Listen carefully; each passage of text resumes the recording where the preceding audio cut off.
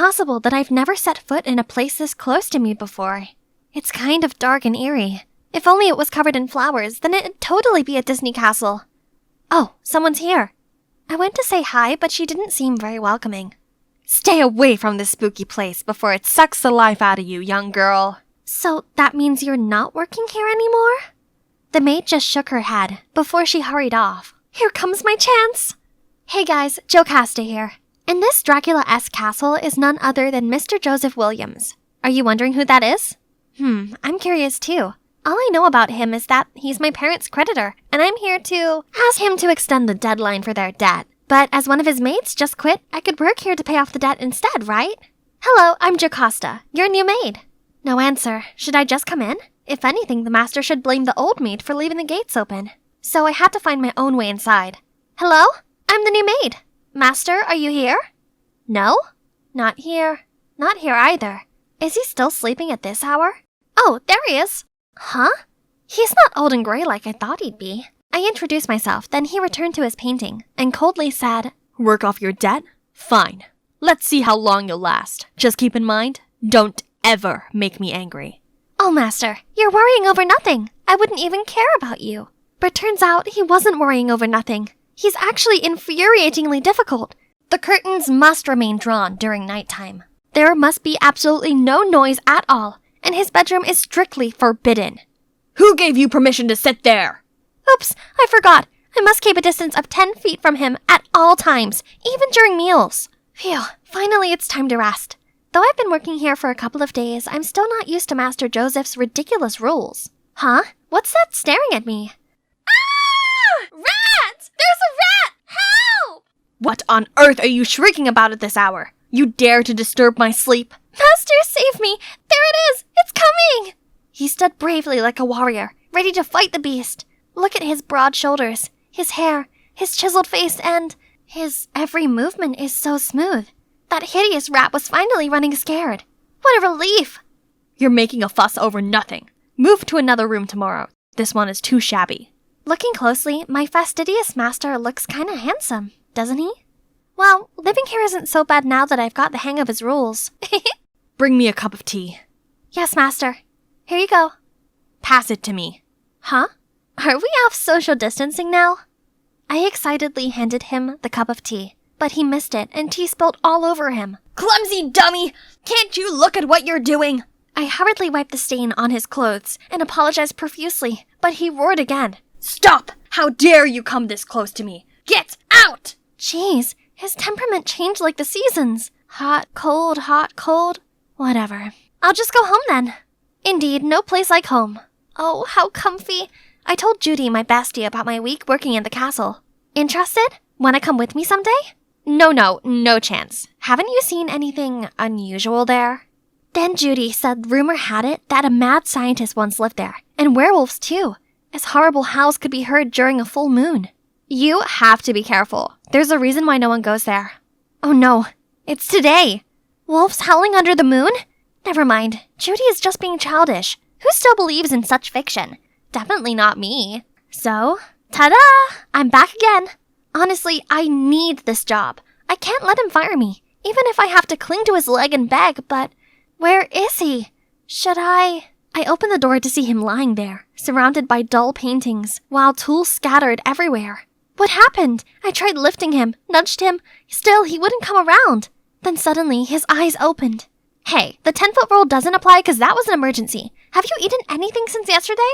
As I thought, if you still want to kick me out now, you'll have nothing to eat. After that incident, Joseph seemed more at ease. He stopped threatening me with his rules and just let me ramble on. One time, when I was napping on the couch after cleaning, he even put a blanket on me. I haven't slept yet, dear master. Then one day, a middle-aged woman appeared at the gate. She introduced herself as Joseph's mom and gifted him a beautiful bird. But she didn't come inside and just sarcastically said, "Oh, my son's got a new maid again? This weird boy. So sorry for you, poor girl." I brought the bird to Joseph, excitedly told him that his mom just dropped by. "Look what lovely present she got you." Lovely? That woman's just mocking me. I'm stuck in this place like a bird in a cage. I think it's a thoughtful gift. You seem to like painting birds. Stop prying. This is none of your business. Okay, I'm sorry. But it's your own choice to isolate yourself from the outside world. Come with me. I have something special to show you. Oh, this place is still as gorgeous as the first time I came here. Looks like Joseph is mesmerized too. See? The world is beautiful. You just need to look. We were walking along the blooming flower path. Then suddenly, "He's coming! The wolf! Wolf!" Then all the gardeners immediately scrammed in panic. "What have I done to you, you morons? Beautiful, you say?" Then Joseph stormed off. I tried to catch him, but ouch! I tripped over a rock. Oh, it hurts! It frickin' hurts! Then let me apply the antiseptic cream.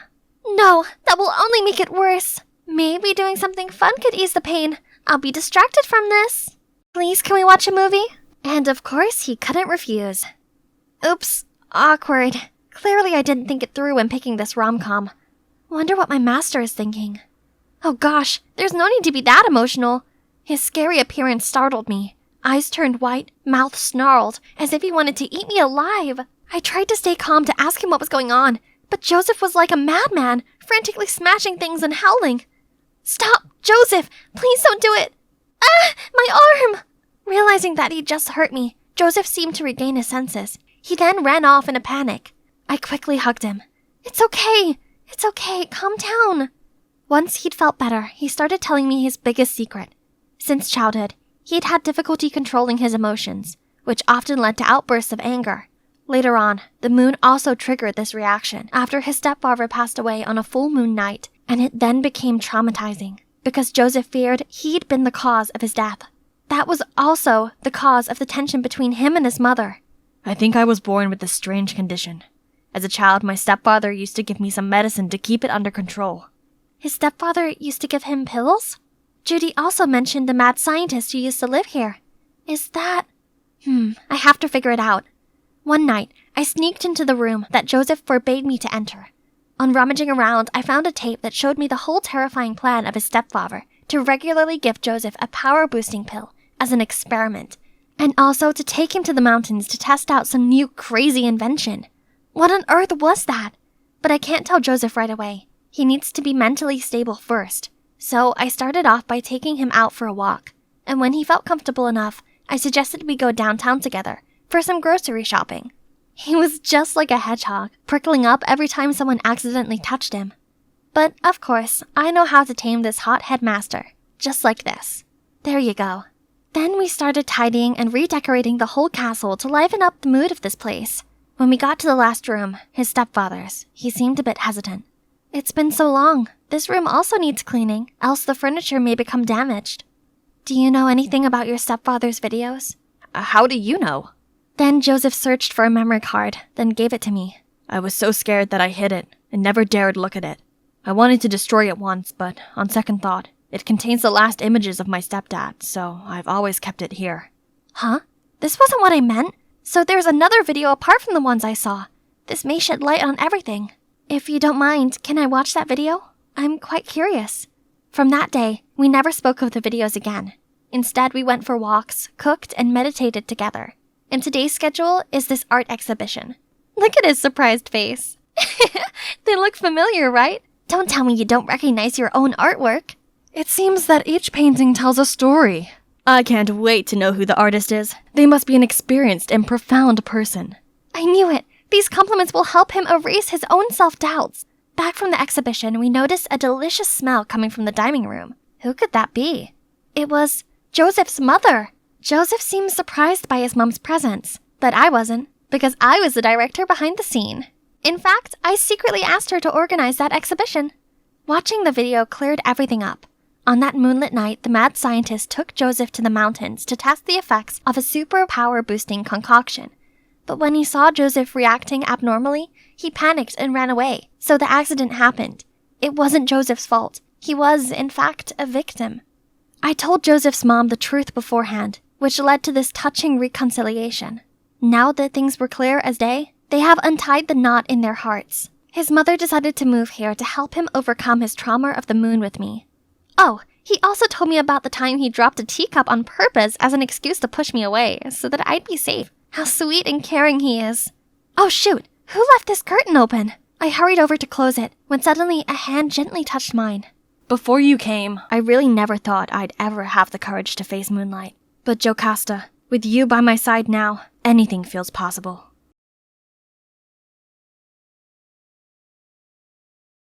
Look at this gorgeous golden cruise. Isn't it perfect for my 16th birthday? Here comes the most exciting part of tonight. Gifts, of course. All the guests lined up, eager to hand me their presents. Mr. Robinson bought me this eau de parfum in a dainty gold bottle. Yep, approved. What's next? Ooh, a pair of Jimmy Choos from the Mitchells? Gold, of course. Nice color, but the heels are far too low. What a bummer. I'll have to pass on this. That's right. Every single thing of mine needs to follow specific standards. Why, you ask? Well, my mom saw me as her beautiful angel deserving wonderful golden luxuries since the day I was born with this silky blonde hair and sparkling amber eyes. So much that she immediately changed my nursery interior to gold, along with all my baby clothes and toys to match my features. Throughout my childhood, Mom continued to spoil me with life's wonderful golden luxuries. One time, I asked for a piano, then voila! A grand classical one made from pure gold appeared. Can you believe that?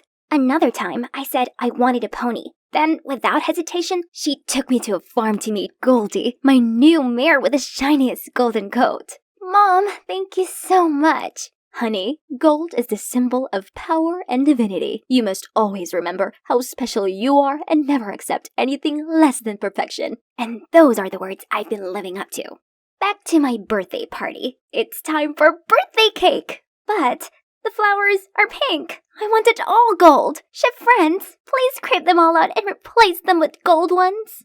I couldn't believe my birthday was almost ruined because of that. Mom patted me on the shoulder to comfort me, while Dad just gave a disapproving look. It's just a cake, Lola. How are you going to fit in out there if you insist on being so picky? Maybe you should join a public school to open up your eyes a little. School? That's not a bad idea. Always being homeschooled meant I didn't have any friends. Even the guests today are all my parents' business partners. But Mom opposed the idea immediately as she didn't want me to go through any hardships. Don't worry, Mom. I'll choose a school that fits all my standards. Pretty please. And, of course, she couldn't say no. So, here I am, negotiating straight up with the principal. I suppose painting your lock of gold and bringing a personal chef to school and such are doable, but I'm afraid we don't have a private piano room. Then build one. Also, we only have outdoor sports field and swimming pool. So, just install a roof? Don't expect me to play sports in the scorching heat. Miss, unlike your previous tutor, not all the teachers here have a doctorate degree, be bilingual, and in the early to mid-30s. In that case, no biggie.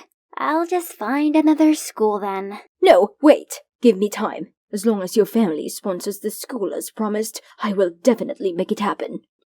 There you go. Finally, it's my first day of school. Immediately, all the students already swarmed around me in awe of my noble vibes and fashion sense. No surprises, as this school needs a serious makeover. But wait, that blonde girl looks pretty neat. Ooh, she even carried a yellow Chanel classic flat bag. What a coincidence. Mine's a limited edition. I went to talk to her right away. Her name's Beth, and we just naturally clicked after a brief chat about fashion and cosmetics. Seemed like I found myself an amazing bestie. Every day after class, I took Beth on shopping sprees at Saks for bonding. I got her all the clothes and accessories in gold and yellow, just like mine. I even talked her into bleaching her hair to be bright as mine. We're basically twins now. There's just one problem. Wherever we went, the boys followed. If you go out with me, I'll give you the latest Gucci collection. Sorry, I just bought the whole store. I can pick the stars for you if you want. Is that so? And what should I do with those useless rocks? My dad just bought me a Ferrari. I can take you anywhere. Good for you. Too bad my Rolls Royce is there. Bye. Why do they have to make such a scene? There's no way I'd fall for those idiots. I want my Prince Charming who meets all my golden standards. How about just letting everyone know my ideal type? Then I can suss out the pyrite from the real deal boyfriend material. With no time to waste, I created an Ask Me a Question story on IG and asked Beth to cooperate. Now all I have to do is to list my requirements. The next morning at school, all of the dorks finally left me alone. Oh, except for this guy. Hey, Sugar Plum, I can be the man of your dreams. So, this is Josh, captain of the soccer team. Also the hottest boy here. It seemed he met all of my standards. Is he my perfect missing piece? I was dead wrong. During our date, he blabbed on non-stop about how terrible it was for him for being too rich and too handsome. Ugh, how I longed to shove the steak right into his mouth and go home. But I suppose he did meet my high standards, so maybe I should give him another chance. The next morning, during PE class, Beth dashed toward me, holding a super-duper stinky shoe? Lola, Josh lied to you. He's not 6'4". Look at this nasty hiding crease insole. He's only 6'3". Ew, gross. Babe, I'm sorry. I only did it because... That's enough. Take this stinky shoe away from me. We are over. And so my quest to find true love is at a dead end. Again. Yet, surprisingly, luck had smiled on me once more.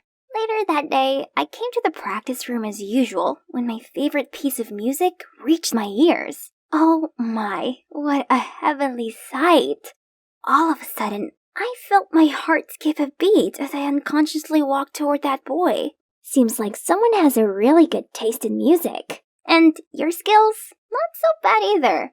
Well, as long as you open your heart to feel its soul, not just learn the notes. Then he stood up and walked away, not bothering to look back at me once. That was a bit snobby, wasn't it? Yet, strangely, I stood there dazed. But wait, who am I to swoon that easily? Let's see if he met my standards first. Beth helped me to find out more about him. Turns out he's Connor, the new transfer student who's trying out for the basketball team. So, I immediately went to Ken, the captain, and whispered in his ear, asking him to come up with an excuse to make Connor get a physical exam. At my personal doctor's office, of course. The result is finally in. Natural blonde, no baldness, check. 6'5", definitely without hiding crease insoles, check. White teeth, no cavities, check. Wow, he ticks all the boxes. Then I rushed to the principal's office asking him for Connor's school report, and it was impressive. He's always in the school's top 2, actively takes part in extracurricular activities, and he even won a prize in the national basketball competition. Oh my god, he's perfect. But wait, there's one condition left. This should be easy. Just a little higher. Higher. Ah, there they are. But these girls were way too obsessed over his abs. Those are mine, okay? That's right. There's no doubt that Connor is my Mr. Right. After that, I shyly handed him a bottle of golden-labeled mineral water and asked if he'd like to practice playing piano with me. My heart was thudding like crazy, but he just muttered, Sorry, but I already have a date. Then he went past me to... Lily! What? That nerdy girl with 0 social skills? There's no way I can lose to her. I immediately told the principal to switch all my classes to Connor so I could easily approach him. My amazing advisor Beth also helped me devise a super detailed step-by-step strategy. Soon, Connor will get over boring Lily and fall head over heels for me. First step, scent attraction. Beth told me that Connor loves this no-brand perfume, so I sprayed a bunch of it on and confidently walked into class. But why do people keep sneezing so much? Even Connor was also frowning and holding his nose. Hey Lola, you didn't shower this morning, did you? Spraying a whole bottle of cheap perfume won't help. Then the whole class burst into laughter. Ugh, how humiliating. Okay, plan B. Beth suggested a grand confession. Great idea. So when school ended, the cheerleaders and I started a formation right in the middle of the entrance to ask Connor out. But before he could react, a girl suddenly lost her balance and dragged everyone down on top of me. Ouch! This time was sure to move him to tears. But when I was cheering for him, Connor somehow missed his shot and the ball flew straight at me, causing me to tumble face first into the armpit of this smelly guy. Yuck! Why did everything keep going wrong? Suddenly, I bumped into Josh. He grabbed my hand and started begging me to take him back. He said he tried all kinds of ways to grow taller and actually managed to reach 6'4" now, so I should stop pursuing Connor and become his princess instead. Jeez, I'm really not in the mood for this desperado. Let go of me! I then ran into Beth while leaving. She came to tell me that she figured out another way to make Connor mine. It seems like he's really into Lily. We have to separate them. So, I called Lily to a corner and told her as long as she stayed away from Connor, I would buy her whatever she wanted. You know, not everything can be bought. Connor isn't interested in you, so you'd better give up. You're just annoying him. What? I didn't expect quiet, nerdy Lily to say that to someone as lustrous as me. Lily's words had been bothering me all day. Was I wrong to continue pursuing Connor? Suddenly, someone ran past the window and splashed an entire bucket of paint onto Lily. I sat there baffled at what had just unfolded, when Connor immediately took his jacket off and covered Lily up. You're behind this, aren't you? You've really crossed the line. Stay away from us. Wait, he thought I did that? It's true I didn't like Lily, but I just wanted her to stay away from him. I never wanted her to be covered in ghastly purple paint. But the worst was yet to come. As the next day, Connor arrived at school with pitch black hair. Your beautiful hair. Why did you ruin it? But Connor just tutted at me and tried to pull Lily away. You know, there's so much more to Connor than his hair color. Do you even like him for him, or just because he happened to meet all of your absurd standards? If you're really into him, why not change your standards for him? I was speechless. Lily was right. I really thought all those standards were enough to make up an amazing boyfriend. Then I realized how Josh had what it takes. Still, I didn't want him. I only wanted Connor. Let's go, Lily. Someone this naive and spoiled will never understand what true love is. Leave her to her scheming. Wait, why do you keep insisting that I'm the one who harmed Lily? Drop the act. I know that paint stunt was just one of your many dirty tricks. Beth's already sent me the video where you failed to bribe Lily. Huh? Beth? Why did she do that? I was still clueless when suddenly the principal called Beth to his office. I rushed there to find out the culprit splashing paint on Lily was caught, and he revealed that the mastermind was Beth. At first, she tried to deny it, but when the boys showed us their texts about the deal, she had to tell the truth. You stole everything from me. Before you came here, I was the it girl, but now people only see me as your replica. Why are you so obsessed with that hideous golden color and your stupid standards? I can't believe Josh actually likes you, while I was the one by his side when you dumped him. Huh? So Beth liked Josh all this time? She even accepted to date him in secret. But turned out Josh only treated her as a side piece while he tried to win me back. If I can't have Josh, you can never have Connor. Unbelievable! So all this time, I'd let a fox guard the geese. I couldn't bear this place any longer, so I skipped class and went straight home. That night, on seeing how upset I was, Dad came to comfort me. I cried and told him all about my love life and friendship troubles. Honey, maybe it's time you saw others differently. Those standards don't mean anything. You should open your heart and allow yourself to see the good in people. Dad was right. I was so dead set on them that I couldn't see the true nature of the people around me. I chose Beth and Josh based on those standards, but both of them let me down. Meanwhile, Connor deliberately broke them, yet I couldn't shake him from my mind. The standards were like my music sheets. I played each note correctly, but I was so caught up in the practical side of it that I'd forgotten to embrace the soul. So the next morning, I went to apologize to Connor for the troubles I caused him and Lily. I just want you to know, I really like you, no matter what color your hair is. But may I ask you one question? What is it about Lily that you like so much? What? You think I'm dating Lily? She's my cousin. Uh-oh, this is so embarrassing. But wait, in that case, does that mean I still have a chance? Do you remember when you were 10, you participated in a children's piano contest? A gold necklace was stolen from the hotel you were staying at. Yeah, I just have a vague recollection about that incident. The suspect was a blonde boy, a female employee's son, but I noticed the necklace peeking through a man's pocket instead. Leave the boy alone! This man is the thief! So that kid was Connor? He was grateful and super impressed with the innocent and righteous girl back then that he recognized me right away the day we met again. However, when he saw how cocky I was, he thought I'd changed for the worse and ignored me. Now I see the admirable girl I know is still there after all this time, so I wouldn't mind if we start getting to know each other anew. Really? Wish me luck this time, you guys. I dashed along the hallway, then skidded to a halt in front of the classroom door. I was late. Again. Miss Anderson, what's your excuse today? Morning, sir.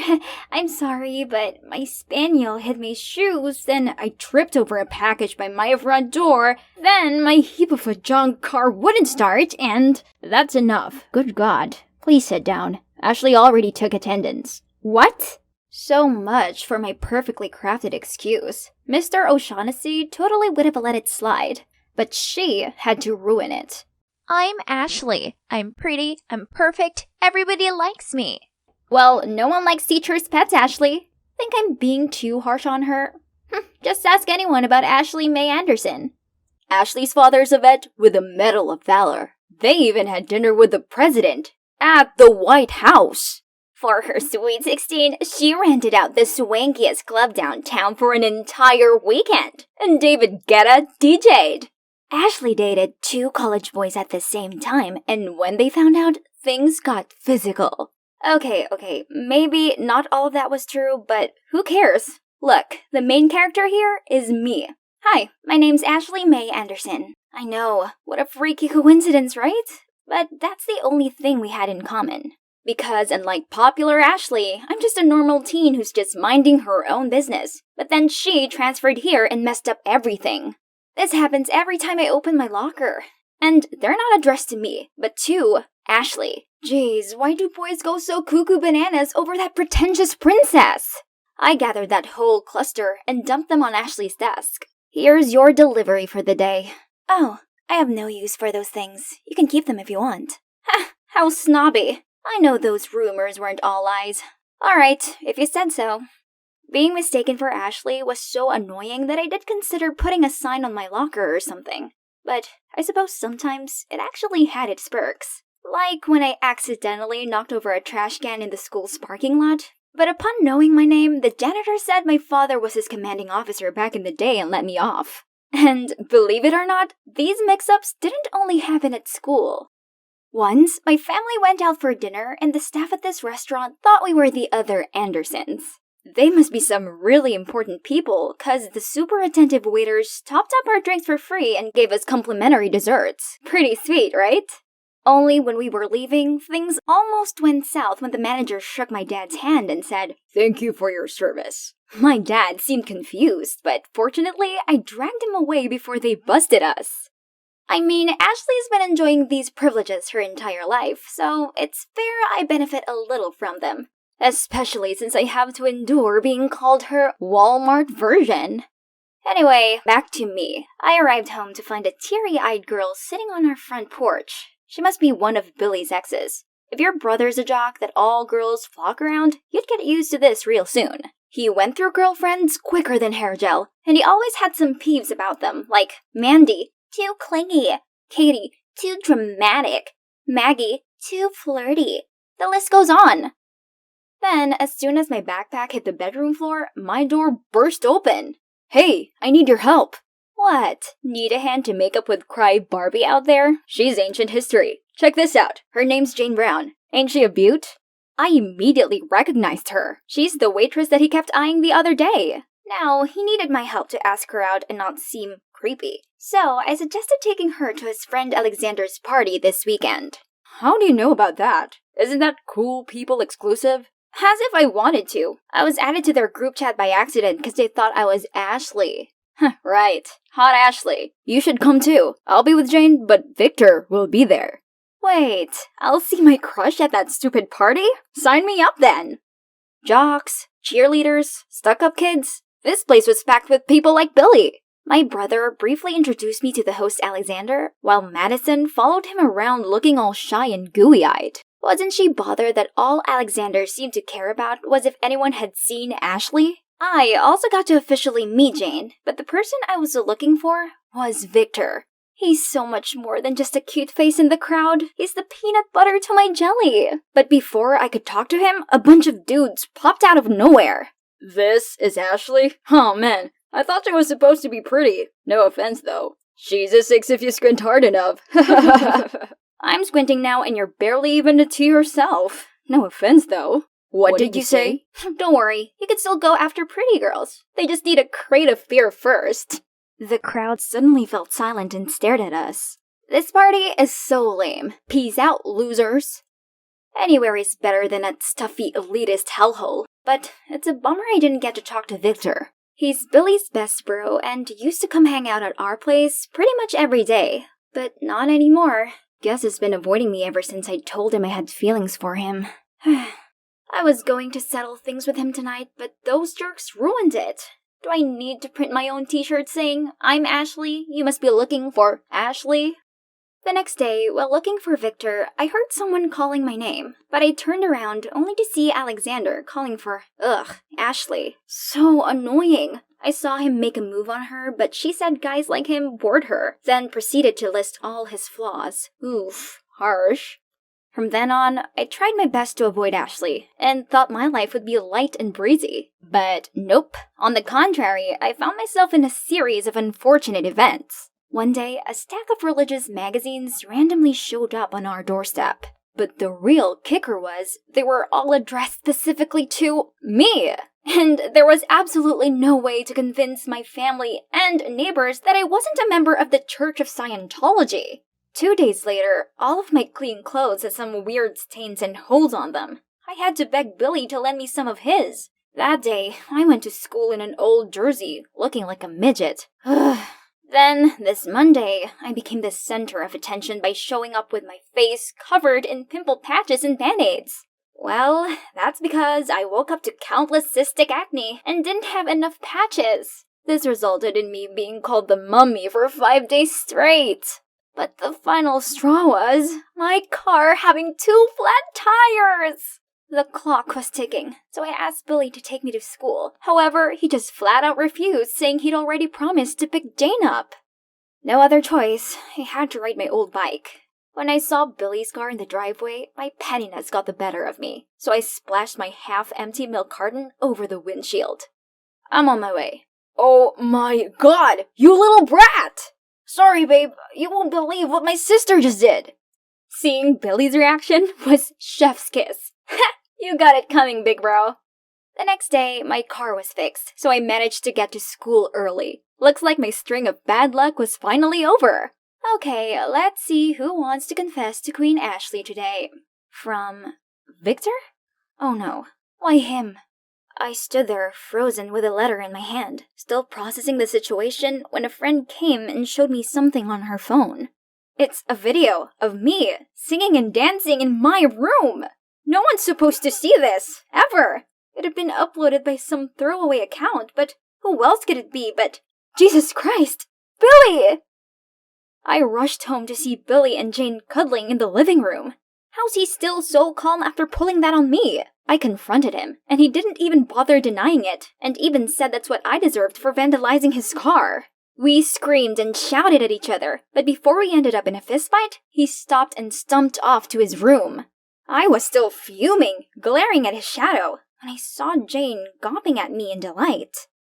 Don't blame your poor brother too much, dear. It was I who pulled the strings. What? Jane? But why? We'd barely even interacted. Then she went on about all of my mishaps lately were her doings. Yep, my so-called bad luck, it had been Jane all along. That's for stealing Alexander from my sister. He's her first love. Do you know how heartbroken Zoe has been? Wait, Zoe who? And why on earth would I choose to mingle with that playboy Alex? Kudos to this girl for thinking I could ever steal someone's boyfriend. Hello, I'm still struggling with my lifelong crush over here. I tried to tell her she made a mistake, but she wouldn't listen. Stop denying it. I know it's you. You're East High's Ashley with a vet dad. That checked all the boxes already. Hold up. There's another Ashley Mae Anderson in our school. She's Ashley with EY. I'm Ashley, EIGH. Her dad is a war veteran. My father is a veterinarian. Oh snap. Good lord. She devised this intricate plan, approached Billy just to make it work, and was successful for the most part. Well, apart from having the wrong person. Just amazing. Jane apologized and promised to take down the video. However, she wanted me to help her take revenge on Ashley in return.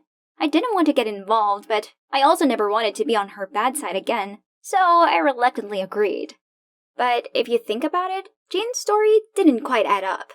Ashley seemed to have a holier-than-thou attitude and had dozens of admirers waiting in line.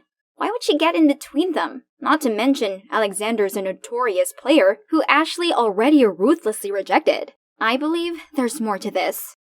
As expected, thanks to that video, my school life was now even more awkward than usual. But it didn't matter, as I was too preoccupied with Operation Ashley. Today's mission, approach her after cheerleading practice. I stood in the corner, behind the bleacher, waiting for my chance. But before I showed myself, I saw Madison march over, say something to Ashley, then storm off. After that, Ashley started sobbing? I didn't know what happened, but I felt bad for her. So I tried comforting her, but she kept brushing me off. Look, you can keep the Ice Queen act all you want, but I know you have feelings too. I thought you might have something else you want to share with me, not just the name. And it was like I pulled a lever that let out all of her bottled-up emotions, and we had a heart-to-heart all afternoon. Just as I thought, things weren't what they seemed. We'd better talk this through with one another, so I set up a meeting at a cafe in the South Coast Plaza, as they wouldn't dare to cause a scene in public, right? Anyway, Ashley clarified that Alexander and her weren't a thing, while assuring Zoe that she deserved a guy much better than him. But Alex was really sweet to me. He gave me this present on our 1-month anniversary. Did he say it's his grandmother's? Yeah, he tried giving me an identical one on my birthday. I'd say you dodged a bullet when you two broke up. Please, look at yourself first. You two flirt with boys left and right, and still act all high and mighty. Get off that high horse. Ashley seemed genuinely hurt by Jane's words that it took her a while to speak up. I'm just sick and tired of being the popular girl who has to live up to everyone's expectations. It's too exhausting. I thought transferring here would mean a fresh start, but everyone still has this impression of me which I can't seem to change. The rest of us looked at each other in confusion when we saw how sad Ashley's situation actually was. We didn't know there were so many downsides to being high school popular. Ashley, you know you can just be yourself, right? The world will have to accept you for who you truly are. If people don't like you, then so be it. Yeah, if they don't, that's their problem, not yours. You can't fit into a mold to please everyone, 'cause there's no such thing. I don't want to agree with her, but she has a point. Let the whole world know the real Ashley. And you too, Zoe. Someday, you'll find a good guy who loves you for yourself. Alright, girls, that's settled. Now, I have to deal with my own mess.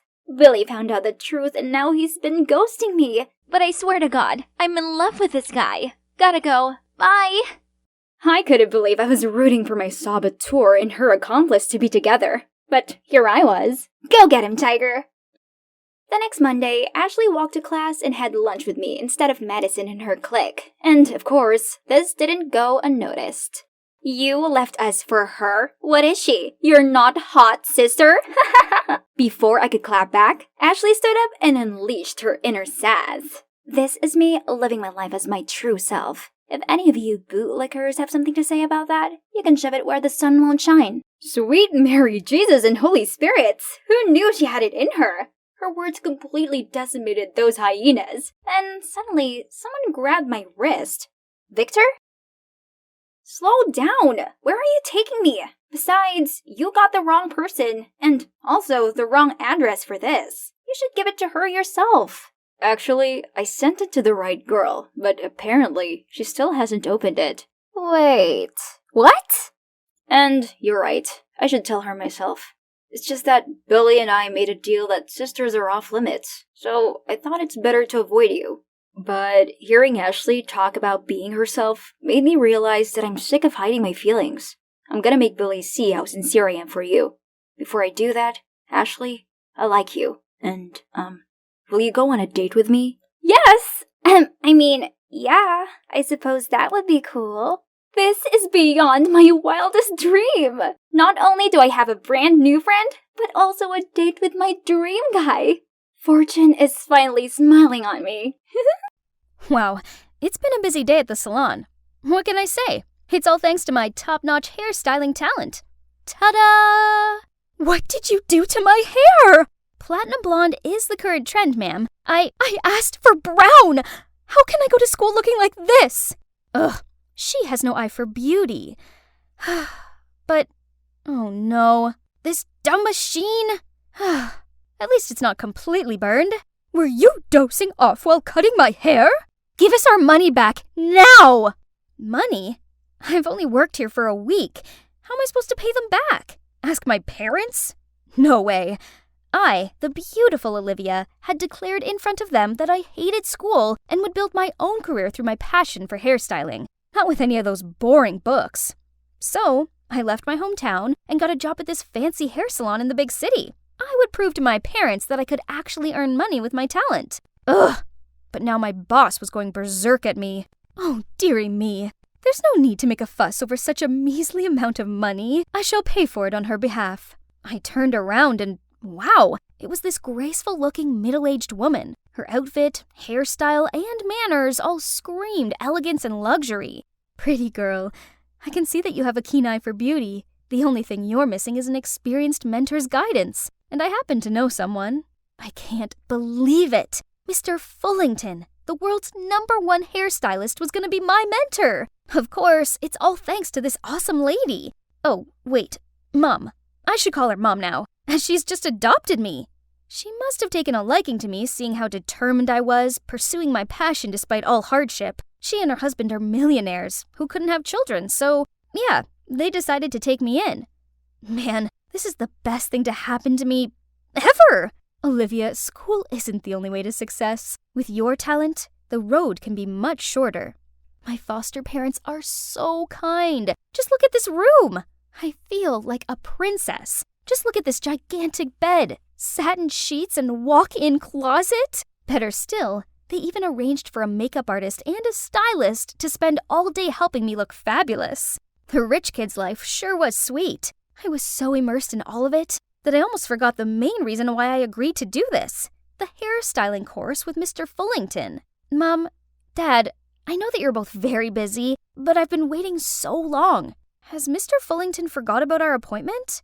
Oh, sweetie, I'm sorry, but he's been sick, so his schedule has all been put off till next month. Don't worry, darling. In the meantime, why don't you try attending some fancy parties on our behalf? It's a good chance to expand your social circle and learn how to make money from all the best. Oh, that sounds pretty good. If I could make lots of money, then my parents would have to take me seriously and stop their stupid go-back-to-school demands. As soon as I arrived at the party, all these new friends gathered around and complimented on how beautiful I looked. The rich guys went crazy for me, too. I instantly became the center of attention. This one guy called Bruce introduced himself as the son of the CEO to the top media corporation in the U.S. Olivia, that exquisite face of yours was made for the big screen. You should play the leading role in our new movie. Oh, acting? I'd never thought about it before. Walking down the red carpet and posing in front of hundreds of cameras did sound appealing. It's worth a try, right? I was still stunned at Bruce's offer when I felt something cool on my finger. Oh my gosh, a sparkly red diamond ring? William, heir to the GeoGems Limited. Pleasure to meet you, Olivia. Please consider this my greeting gift. And this continued all evening, until I couldn't hold any more stuff. Flowers from Justin, a jewelry set from Andrew, a perfume collection from Anthony, and this watch from... Geez, I couldn't remember anymore. I was trying to slip away when a handsome guy blocked me. You're stunning, Olivia. Can I see you tomorrow? A date? I didn't even know him. No. What a pity. I'm meeting my old friends at West High tomorrow. Sorry, it's not that I'm picky or anything, but dating can't be that easy, right? Phew, finally home. What an eventful evening. Just then, I got a call from Minnie, my best friend. Minnie told me that some mean girls at school were spreading rumors that I stole money from my parents, then packed up and ran away. Okay then, let them tittle-tattle. Tomorrow, I'll show those meanies who's the real deal. Yay! It's so nice to see Minnie again. We immediately chatted nonstop about all kinds of things. Then suddenly, the hyenas appeared with the same sarcastic tone as usual. Wow, counterfeit goods are so well made these days. You know, your supposedly Birkin bag is extremely rare. There's only 5 of those on Earth, right? Busted! How much do supercar hourly rentals and bodyguards cost nowadays, little Miss Show-Off? Minnie was going to defend me, but I stopped her. No need to waste time arguing with these people. I then grasped Minnie's hand to leave, but look, Olivia! I looked up. There was an airplane flying at very close range, and it was writing something. O-L-I-V... The white smoke actually spelled out my name! I've only seen this in movies. I gasped in shock as the plane landed, and stepping out of the cockpit was the guy at the party last night, Nathan. Turns out he was the youngest pilot in America and wanted to impress me with this grand gesture after being rejected yesterday. Flying in the sky is my passion. And, Olivia, I want to be your personal pilot, taking you wherever you want. Oh my goodness, I don't know what was better. Having a rich, handsome guy going out of his way to impress me, or seeing the astonished looks on my fake friends' faces. Such thrilling days like this should have made me happy, right? But sitting among this mountain of expensive gifts, I couldn't shake this uneasy feeling. Being the center of smitten eyes and receiving countless compliments and gifts was cool and all, but Minnie's words awakened me. Olivia, do you think they really are generous enough to give you all this without asking for anything in return? No, I shouldn't accept these pricey items. I was putting them all back in their boxes to return them when my foster mom walked in. Oh no, darling. Returning gifts is considered very insulting in our society. The world of the rich is so complicated. So I listened to her and dismissed the idea of returning those presents. But I should still return the favor, right? So I agreed to meet some of them. The first person must be the one who impressed me the most, Nathan the pilot. His airplane hangar was where we had our first date. I couldn't find anything bad about Nathan, but we just didn't click. He kept on rambling about planes, which model each was, how hard it was for him to get them, blah, blah, blah, while I had no interest in any of this. The next guy, William, was even worse. He not only invited me, but also dozens of other beautiful girls. He even gave each girl a gemstone from his collection. A true player, so obviously a skip. Bruce was easier to talk to, but I soon realized that he had a problem. This set of glassware was custom made by the most skillful craftsman in Switzerland. It's yours if you like. Oh, wait, I'll have someone bring them over later. Look at this beautiful painting. Wouldn't it be perfect in your bedroom? But it's too big for you to carry home. I'll send it over later. What about my leading role in the movie you mentioned? I almost forgot. But, Olivia, acting is not as easy as you think. Besides, the entertainment industry is really toxic. Please just be my princess, okay? See? He kept promising me the world and then nothing. What a boastful, stingy liar. I didn't like any of these guys, so I must return their expensive gifts. But as soon as I carried the boxes out of the room, my foster mom stopped me. My silly Olivia, why are you so concerned about this? To them, these things are merely a drop in the ocean. But if you feel uncomfortable, I'll keep them out of sight for you. Giving them back will bring shame to our family. And you don't want that, do you? All right, that seemed like the best solution. My foster parents had been so nice to me. I shouldn't cause them any trouble. But a few days later, I discovered that they had secretly used my phone to ask Bruce for more presents. He thought I was angry, so he promised me a huge surprise tomorrow. It's weird. Why did they do that? They're as rich as Bruce's family, aren't they? I asked them why, and turned out my foster parents just wanted to test Bruce, as he seemed to be the most persistent in pursuing me, but had not shown his sincerity. Early next morning, I received a call from Bruce, saying that he'd sent someone over with a luxurious car, and reminded me about our date tonight. Wait, an entire car? That's too much this time. I was about to tell him to keep it when my foster father rushed in, saying that my parents were seriously ill. Oh gosh. I quickly hung up the phone and immediately went back to my hometown. Dear God, please protect my parents. Surprisingly, my mom opened the door looking perfectly fine, and there was Dad as healthy as can be watching TV. Thank goodness. My foster dad must have made a mistake. It's been a while since I was home, so I decided to stay the night. And as we were having some family time, I got another call from Bruce. Oh no, I forgot to cancel our date, and now he's at the mansion waiting for me. The problem was, Bruce couldn't find his sports car anywhere and kept on making a fuss about it. I tried calling my foster parents to resolve this, but I couldn't contact them the whole evening. The morning after, I returned to the mansion to find strangers going in and out. What are you all doing? Hi, we're moving in. Great to meet you, neighbor. It's such a catch to find a good place like this up for rent at reasonable prices, right in the local newspaper. Am I right? For rent? No. What on earth is going on? I rushed into my foster parents' bedroom, but it was empty. Even the gifts they said they'd keep for me were all gone. They left without a trace, as if they were running away. What? Did your partners in crime leave you? Now don't you dare deny it, you fraud! What did he say? Partners in crime? Fraud? I tried explaining to him how I wanted to return all the gifts I received, but he wouldn't believe me. He threatened to call the cops if he didn't get his car back. Oh no, no way that's gonna happen. All I could do was beg Bruce to give me some time. This is the home of our town's famous sheriff. He's the only person who could help me, but all I got was, I'm sorry, but I'm retired. You're gonna have to ask someone else. what to do now? I was freaking out when, out of nowhere, No need for my dad. This is a piece of cake. I can give you a hand. I turned around to see a guy leaning on the door with a cold, arrogant look, and his arms crossed. Who is this guy? Can he really help me? We'll see. Wow, Alan really took the risk and invested a lot in this. A sports car, a mansion, expensive trips, and even this huge event. I have to admit, he looks quite handsome being all dressed up. Oh, I forgot to tell you, Alan, yep, the sheriff's son, is playing the rich heir of a big corporation chasing after a beautiful young lady, which is me. However, I didn't expect things would turn out so real.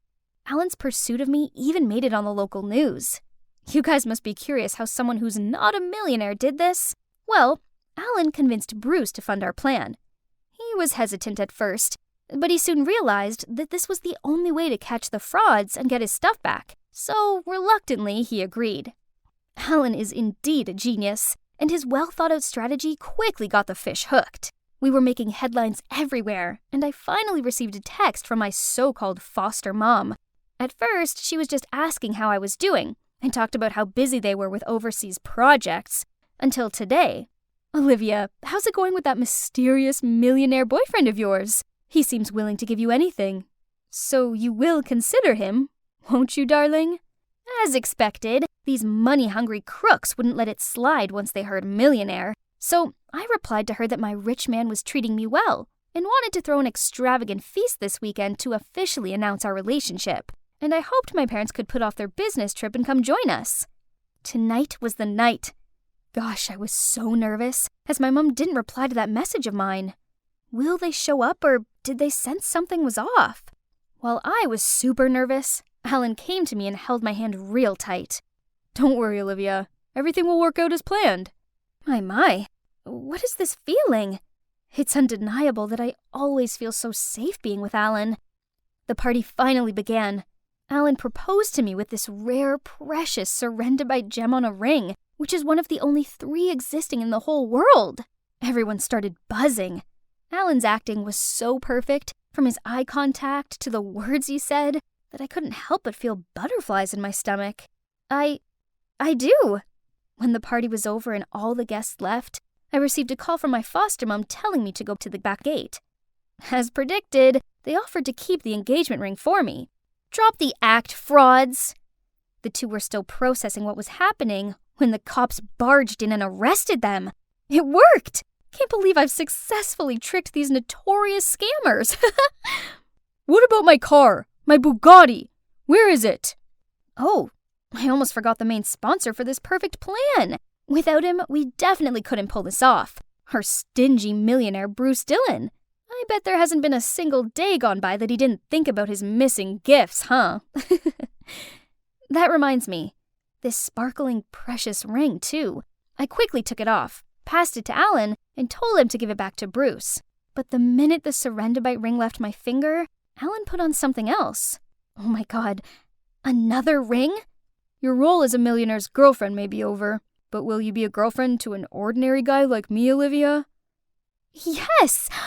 1,000,000 times yes! After all this mess, I now realize that I've still got a lot of learning to do. So I've decided to listen to my parents and finish school. Turns out, if I really paid attention in class, it's actually pretty interesting. And Minnie is still my amazing BFF, who let me have free rein to experiment on her hair. And of course, this cute future detective too. Babe, time to change your hairstyle. Wow, this Florida beach resort was the epitome of luxury. Hi, I'm Dakota, the beloved and only daughter of Hardy Balmer, the world-renowned wine billionaire. But I don't know why. We have this huge fortune and Dad still makes me study and always rushes me to get a job. Well, no way that's gonna happen. So for now, let's just enjoy this gorgeous place and this finest wine, shall we? FYI, there isn't a wine brand in the world I haven't tasted. I can distinguish them all easily with just one sip. Chardonnay versus Riesling? Piece of cake. Let's see if there's anything interesting going on in the world. Wait, what is this? There must be some mistake. How can Daddy be bankrupt?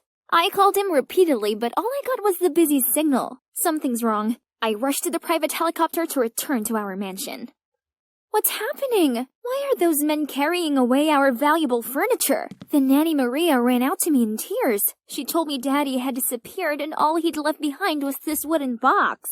I rummaged through it, but only found some old notebooks and a certificate of ownership for a farm winery. Oh well, Dad may be bankrupt, but at least I still have this vineyard to live off. Let's go check out my newly acquired assets then. This place looks huge. I wonder how much money it made a month. I looked around and then wandered into an enormous wine cellar. Curious, I touched some wine barrels when suddenly someone's voice snapped at me. Stay away from them. Who are you? I'll have you know that I own this place, so I'll do whatever I want. Have you lost your mind? Get out, now! He suddenly grabbed my wrist and dragged me outside. I furiously screamed and people started to gather around. Listen up, my name is Dakota, Hardy Balmer's daughter, and from now on, I'm in charge around here. I showed them the certificate of ownership as proof, but they didn't seem to care. Only an old-looking man came to shake my hand. Welcome, Miss Balmer. I'm Jack, your father's long-standing companion. Come inside. My son James will show you around in a bit. Okay, finally, someone showed some manners. Oh, I miss hanging out with my friends. I should have been at Fashion Week right now, not here in this lousy farm. Get up, couch potato. You have a vineyard to visit. Ugh, it's that rude guy again. It's too hot outside now. No way I'm making my way out there. So I shooed him away and continued staring at my phone. James then threw the stupid map of the winery at me and left. Thank God, he finally left me alone. After a week of lounging around and being waited on by Nanny Maria, I eventually longed for fresh air. Remembering the map James gave me, I decided to check out the place. First stop, the vineyard. Wow, it's so big! But why did they leave the soil so crackling dry? Let's see, where's the sprinkler? There we go. But as soon as I turned it on, a scowling farmer ran over and immediately turned it off. Hey, miss, this is not your toy. What's the attitude? They're my employees but have the cheek to act this snootily to me? Harvest this in 2 weeks. To keep the sweetness of the grapes, no one waters them. Why is this James guy everywhere? I'm the daughter of the wine billionaire. I didn't need any preaching on how to run my farm. Days after that, I came to the farm to pluck up the grass, trim, and fertilize the plants. But I kept getting shooed out. Those awful farmers were so disrespectful. Fine, I needed to show them who's the real boss here. That night, I asked Dad to gather everyone in the communal dining room and declared I would fire some of them for their disrespectful attitudes. But they just gave indifferent looks. How dare they? Didn't they know I could just sell this place and make them all homeless? But then Jack handed me a contract signed by my daddy, stating that due to the blood, sweat, and tears they'd all put into this place, no one has the right to fire them or sell the farm. Jack also gave me other documents. Seemed like due to my family's bankruptcy, the farm had not been doing well. If nothing changes, it might be dissolved. What? So the only property Dad left me was also on the verge of failing?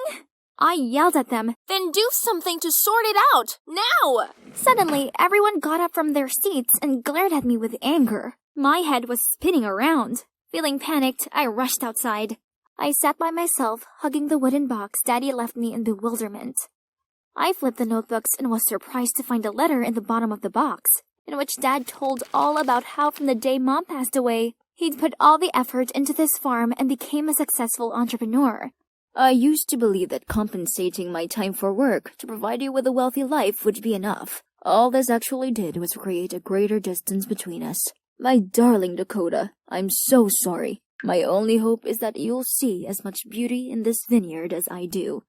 If only Dad was here now. How can I deal with all these troubles and challenges ahead? I burst into tears. They meant no harm. James' voice startled me. I quickly wiped away my tears. He sat beside me and offered a wine-spludged handkerchief. This isn't just some random farm for these people. It's also their home.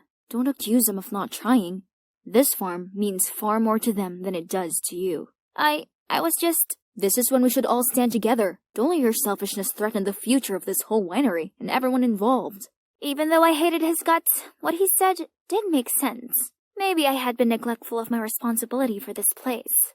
If this winery was the most precious thing to my dad, then I want to put it right. For him. James smiled gently, putting his hand on my shoulder. That's settled then. We're all gonna revive this place. He then left after telling me to show up at the cellar at 5 a.m. the day after. The next morning, while walking around, James told me everything about temperature control and wine brewing. Growing up, Dad would always pass on this wine knowledge to me at the dinner table, and I actually remembered them. He even took me to his wine tasting sessions, and that's how he discovered I was gifted with a great sense of smell and taste buds. Even James was impressed with my talent and said I was born to work in this industry after letting me taste some samples. The next step in the process was much harder than I thought. It took me a whole day to memorize all the different varieties of grapes and how to sort them, but I still messed it up. How come there are so many ripe stages? I was frustrated and was about to leave when Karen, my instructor, called me back. You have to take it slow. Wine takes time and we have to be patient. Okay, fine. I'll try. As I was sorting, I got to chat with the workers, and it turned out they were quite friendly and even helped me out a lot. It was true that these workers really treated this place like their home and cherished it here. It had been more than 2 weeks, and I was harvesting the new crop with everyone. Thanks to the tips in Dad's notebook, with a pinch of my own creativity to it, James and I were in the process of creating a new line of wine. I was confident that this would help revive the winery. I was checking stuff in the cellar when James rushed in with a leaflet in his hand. Hey Dakota, this is our chance. Wow, so this town was hosting an upcoming wine festival. If our winery could win something, we could gain lots of orders for this season. The next morning, I prepared all the documents to register for the King of Wine contest. While waiting for the interview, I strolled through the showroom and tasted the previous winning wines. Wow, they all have unique tastes. Since I had my eyes closed to appreciate the wine layers, I bumped into a handsome guy and accidentally spilled red wine on his shirt. Oh, I'm sorry. No biggie, it's just a small stain. Oh my, he was such a gentleman, which made me feel even more guilty. I was about to ask for his contact so I could make it up for him later when the organizer called me for the interview. My eyes were just looking away from him for a sec, and he'd already gone. Anyway, it was a blessing the interview went well, and our winery was eligible for the contest.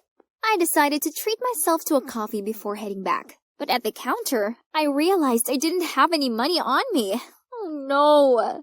I forgot my wallet. I'll pay for that. Wait, it's him, the guy I spilled the wine on. Turns out he's Danny, and he might be young, but he's in fact a skilled wine critic who even held the position of vice president of the city's wine association. More surprisingly, he's a fan of my dad's and adores the wines he created. After chatting with him, I came back to the farm to tell everyone the good news. They were all very excited and started preparing for the competition right away. 2 weeks before the competition, the organizing committee sent over a few people to do some preliminary assessments. And guess what? Danny was also here, being a part of the inspection team. So, after the inspection, I invited Danny to stay and share some knowledge about wine brewing. And fortunately, he's free for a few days and was pleased to stick around. Yay! I excitedly told James the great news, but he responded with no interest. That's not exactly good news. Why? Oh, I see. You're jealous of him, aren't you? What? Me? Jealous? What does he even have for me to be envious about? Well, he's handsome and also exceedingly knowledgeable about wine. And people seem to like him. Wait, where are you going? I haven't finished. Whatever. No one needs him, as we have Danny here now. Such a charming gentleman. For the next 2 days, Danny kept trying to make time for me. Yes, just the two of us. Gosh, he's so romantic. I could spend hours with him. Dakota, you're the most special girl I've ever met. Hey, dinner time. Ugh, another would-be perfect moment ruined by James. He seemed to go out of his way to come between us. He sat in between us in the dining room, saying it was his favorite seat. Then, he followed us into the vineyard and said he was checking the quality of the grapes at 11 p.m. For real? Such a third wheel, and he's so cranky toward Danny. Hello, the guy's trying to help us here, so why the grumpy attitude? Later that night, I was passing by the kitchen when I overheard James and his dad. Should we start now? Definitely. The big day is coming up, or else we won't make it. Dakota is busy being all lovey-dovey with that jerk. She doesn't need to know this. What? Are they planning something behind my back? And then, something absolutely horrible happened the next day. When Danny and I arrived at the cellar to pick up the competition wine, we stepped into a sauna. What is this? Why is the wine cellar so hot? Someone must have tampered with the room temperature. I rushed to check the wine. Oh no, the heat had removed the last 2 notes and made it too sour. I fell to the ground and started sobbing. Danny tried to comfort me. He told me not to worry as he'd introduced some big clients to me, then he had to leave to prepare for the upcoming competition. I looked at the barrels in sorrow, but then remembered something. My dad also set the heat too high once and found a way to filter and ferment it again to tone down the sour flavor. I'm sure it's somewhere in the notes he left. I hurried back to my room to search through the wooden box, but I couldn't find it anywhere. Someone definitely was messing with me. Oh my god, who else could it be? The conversation between James and his dad came to mind, so I furiously went to look for him. Seeing James, I couldn't control my anger and shouted, "It's you, isn't it? You adjusted the wine cellar temperature. You stole my father's notebook. You've been planning to sabotage me for a long time, haven't you?" James acted confused, but before the snake could blurt out anything, I stopped him and said, "Get out of here, now!" He gave a defeated nod, then left without a word. Tomorrow is the day of the contest, yet I don't have any wine to enter. I picked up the letter my father left me and felt like a loser. Maybe I'm just not fit for this. Right at this moment, James pushed the door open. "Dakota, look! I told you to leave!" Ignoring my words, James calmly poured a glass of wine and told me to try it. Oh, this actually tastes pretty good. It's the new wine you created. I stayed up a few nights and fixed its acrid taste. Now we can take it to the contest. I yelped out in joy, then lunged to hug a surprised-looking James. Look at his face, red as a tomato. But, remembering how sketchy he was in the kitchen the other night, I quickly let go of him and calmed down. First things first, we had to hit the road now to participate in the competition. Our wine stall attracted a lot of guests and got highly praised by all the judges. When Danny saw us, I noticed how surprised he seemed by my presence with this new wine. I didn't expect the technique of filtration and fermentation could change the flavor so amazingly. You're really talented, Dakota. Let's take some time to discuss this in more detail later. I happily agreed, but isn't that technique recorded in my dad's notebook? How did he know it? I left the bar and sneakily followed Danny. Then in a hidden corner, I overheard him talking to someone. I've adjusted the cellar's heat to destroy everything, but who knew she'd use her father's technique to fix it? I've already taken the notebook away, but she probably remembered them all. Whatever the reason is, her wine is becoming a strong rival. The championship is at stake. Can you just do something? So, have I been trusting the wrong person? Well, that hurts. But I'll sure make him pay for that. I quickly submitted the recording to the judges, and immediately there was an announcement to pause, and the wines were regraded by blind tasting to be fair. And you know what? The new wine I created won the 3rd prize. Okay, so the prize money wasn't as grand, but it'd help us get a decent amount of orders for the next year's crop. I happily went to the podium to accept the award and almost fainted on stage because the awarder Was no one other than. my dad. I hugged him and sobbed uncontrollably. It turned out that my father was not bankrupt. He just donated all his assets to charity. His plan to pretend bankruptcy was just to help me become more independent and walk on my own feet. It's unbelievable, but I'm not mad at him for it. On the contrary, I feel very fortunate that my father did that to give me a chance to grow up. As for Danny, he was kicked out of the City Wine Association.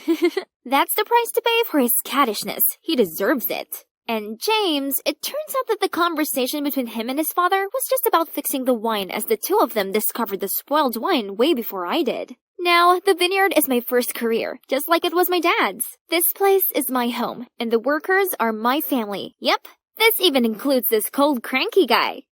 Why is he always late? I've been waiting for my boyfriend Kevin for the last half an hour. I craned my head to see if he was coming, but the only people around were a cuddling couple. I watched the guy kiss his girlfriend on the cheek, then led her over to the Porsche parked nearby. Oh wow, if only... But wait, that guy... Oh my god, it's Kevin! Thanks for the gift, babe, but wouldn't this Gucci wallet look even more perfect with a pair of biryani pants? You jerk! I shouted as I threw the cake I was holding at his shocked face. To the surprise of the new girlfriend, he immediately denied knowing me and made out I must be crazy. What? However, once the girl got in the car, he turned to me. We're done. You may have a pretty face, but you're just some poor little orphan. What did he just say? Poor little orphan? I trusted him. I loved him. But it turns out he was just a lying, cheating gold digger. My heart ached through this betrayal, but I still had to drag myself to work. Oh, I forgot to mention, I'm Linda. I've lived at this orphanage since I was little, and my job is to take care of the vegetable garden. If only one day a king would appear, tell me I was the long-lost princess, then take me back to his magnificent kingdom. I was just putting on my gloves when a nun rushed over to me. Oh no, busted. I was gonna get nagged for being late. But to my surprise, she smiled as she handed me a piece of paper. Oh my god, I can't believe it! I've been adopted! Curious, I flipped the paper and checked my adopter's information. Huh? Their year of birth was only 2000? I was eager to read more, but the nun took the paper back. I must have misread it. No way my adopter is barely older than me. The nun pointed to the gate. A Mercedes was there with a bodyguard in black. Next to him was a woman wearing a long skirt, a mask, and sunglasses. Is that the person who adopted me? Am I finally going to be a rich mistress living in the big castle with my millionaire parents? Well, yep. I'm now sitting in this expensive car with my adoptive mother. I was so excited. But the whole ride, she didn't say a word. And this weirdness continued until we stopped in front of this incredible mansion. As soon as we entered the place, a maid hurried over and bowed to us. Only then did my foster mother turn to me, take off her sunglasses, and say, "Hi, Martha. Welcome to your new home, my daughter." Oh, she sounds so young. So she must really be born in 2000. But this girl, who's just my sister's age, just called me daughter? That's so weird. This definitely would take some getting used to. Then Mom told the chauffeur to start the car as it was time for my makeover. Wow, another car? Huh? Isn't that a limousine? This was insane. And boom, here I am at a luxury beauty salon. I didn't know what half of these shimmering, expensive-looking products were. I let the beautician do her thing and boom again. When I opened my eyes, a stranger stared back at me. Wow, with his curly blonde hair and layers of makeup, I looked at least 5 years older.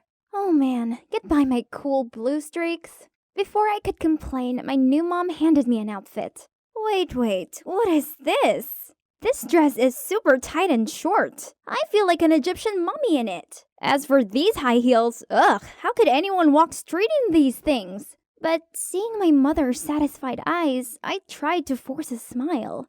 I'm a noble lady now, and this is just how we dress, right? Finally, dinner time. I used to think that places like this only existed on TV. Oh, look at these numbers. One meal here costs more than our monthly expenses at the orphanage. Wow, it didn't take long until the waiter brought out these fancy-looking dishes. But Mom's still wearing a mask? I was about to ask when she ordered a portion to go, then told me to just eat and she would wait for me. Why though? This was so awkward. Why was she so insistent on keeping her mask? But that's not the only strange thing. Today, I returned to school. Still the same old school, but Mom insisted this muscular bodyguard accompanied me everywhere. I couldn't even go to the restroom in peace as he stood guard outside. It's great I've been adopted and all, but I can't carry on being controlled like this. It's so embarrassing. I have to negotiate with Mom. So I made her some squash soup to break the ice. I knocked on her door a few times, but no response. So I opened it, intending to leave the bowl on her table when suddenly someone held my wrist. It was Mom. She looked at me with scary eyes. How dare you enter my room without permission? Where are your manners? I made some soup for you and... I forbid you from entering my room again. I will not repeat myself on this. Okay, geez. Why was she so sensitive about it? I wonder what she was hiding there. So, that was a failure, and I still have this living statue following me everywhere. It's lunchtime, yet thanks to him, no one would ever sit with me. I needed to escape him before his presence suffocated me. What should I do? Finally, after overhearing some students mention that the vending machine had run out of orange juice, I immediately asked the bodyguard to get some for me. Ha! I'm sure he won't find any even if he dug up this whole school. Success! How great it is not being supervised by that giant rock of a guard. I was in the field joyfully chatting with two of my friends, but I didn't even get to finish my story before the bodyguard showed up again. Great, now you've scared my friends off. There he goes again, being all silent and still. Ugh, this was so annoying. I need to set up a date to apologize to my friends about that incident. And of course, we have to finish the gossip we were talking about. But how could I possibly avoid my bodyguard? Aha! I just sneaked out of the kitchen's back door, and there's only this fence left between me and freedom. Oh no, the stupid alert system! The bodyguard was rushing toward me, but thankfully, I made it through. But then, oh snap. Before I could process what was going on, Mom was glaring at me and gave the guard an order. Take her back to her room, immediately! As soon as I was tossed back into my room, Mom started yelling. What is this rag you're wearing? Maids, throw this ghastly clothes away at once. From now on, you'll only wear what I allow you to. And you must not go outside without my permission. Is that clear? Then she slammed the door shut. What? Why was she being so unreasonable? I couldn't live like this. I needed to talk to her. I barged into her room but didn't see her anywhere. I took a look around and noticed a picture of a girl, but why does she look exactly like me? Who is this person? What's happening here? Mom angrily sprinted towards me and grabbed the photo frame. I tried to take it back, and as we were pulling about, I quickly took a chance and snatched her mask. Surprisingly, her wig also came off. Oh my god, Martha looks exactly like me! Except there's a mark on the side of her face. Martha, what's going on? It took a while for her to calm down and tell me everything. Turns out she was due to marry her dream man, but then she was diagnosed with hypochromia, a condition that affects red blood cells and can result in skin pigmentation. She worried if her fiancé found out, he would cancel the wedding. Then she found a picture of me that my orphanage posted on their fan page. Stunned by how similar we looked, she came up with the idea of asking me to replace her on her big day. What? How dare she use me like a tool? I was about to leave, but then she got on her knees and started sobbing. Please help me. I must marry him. Then you can go home. I have lots of money. You can have as much as you want. Please, this marriage is everything to me. I'm truly in love with him. Martha looks so pathetic. I couldn't leave her alone miserable like this, so I agreed to help her. She then shared her Instagram account with me so I could contact her fiancé. So I went on my first date with this man called Elias, wearing a Bluetooth headset connected to Martha's. 5 minutes had passed and he hadn't noticed I was a fake. That was a little strange, huh? Is there something on my face? Why are you staring at me like that? Oh, sorry, it's just you look even more appetizing than this beefsteak. And you're far prettier than the last time we met, Maddie. Every time I set eyes on you, I feel myself blossoming.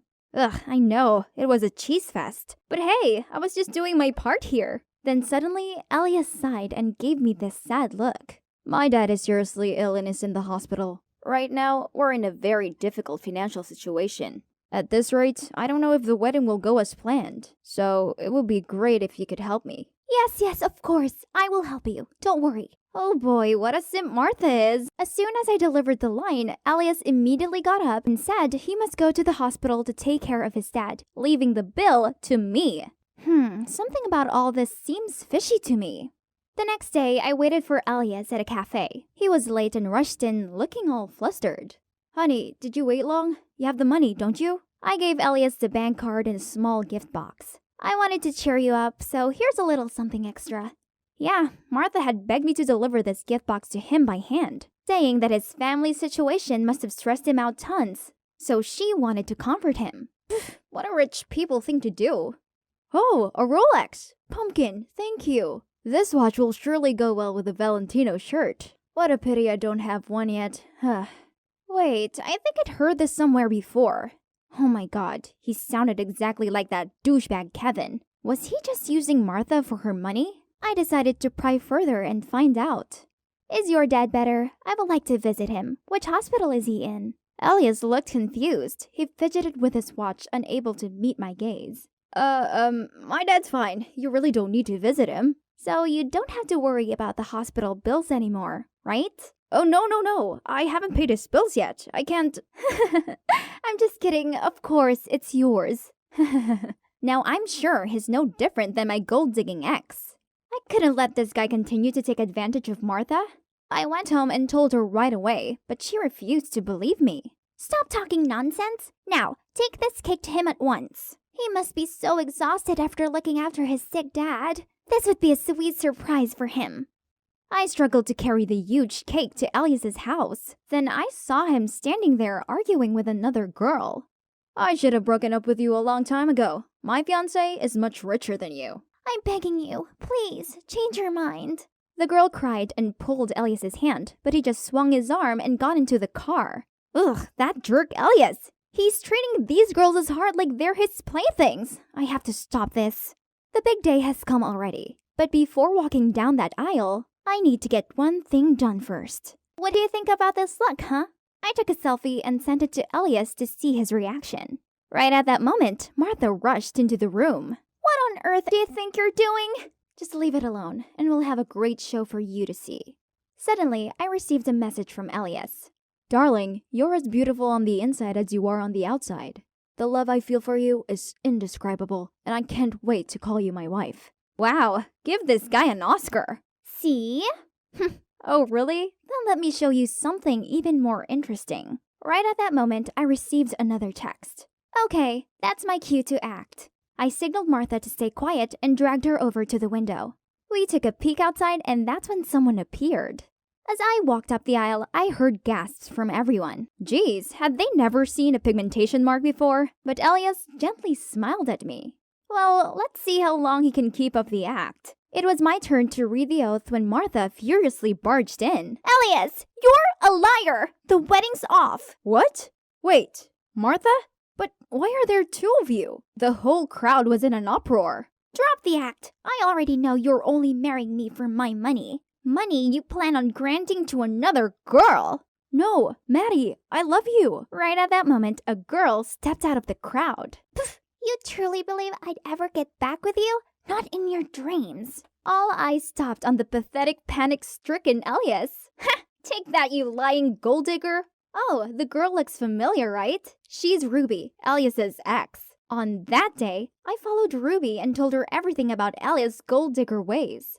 Then we came up with a plan to expose him. Ruby would come to the wedding and beg for him back. And as expected, after seeing a picture of me with a flawed face, he immediately agreed to get back with Ruby. And of course, I purposefully let Martha overhear the conversation. Brilliant!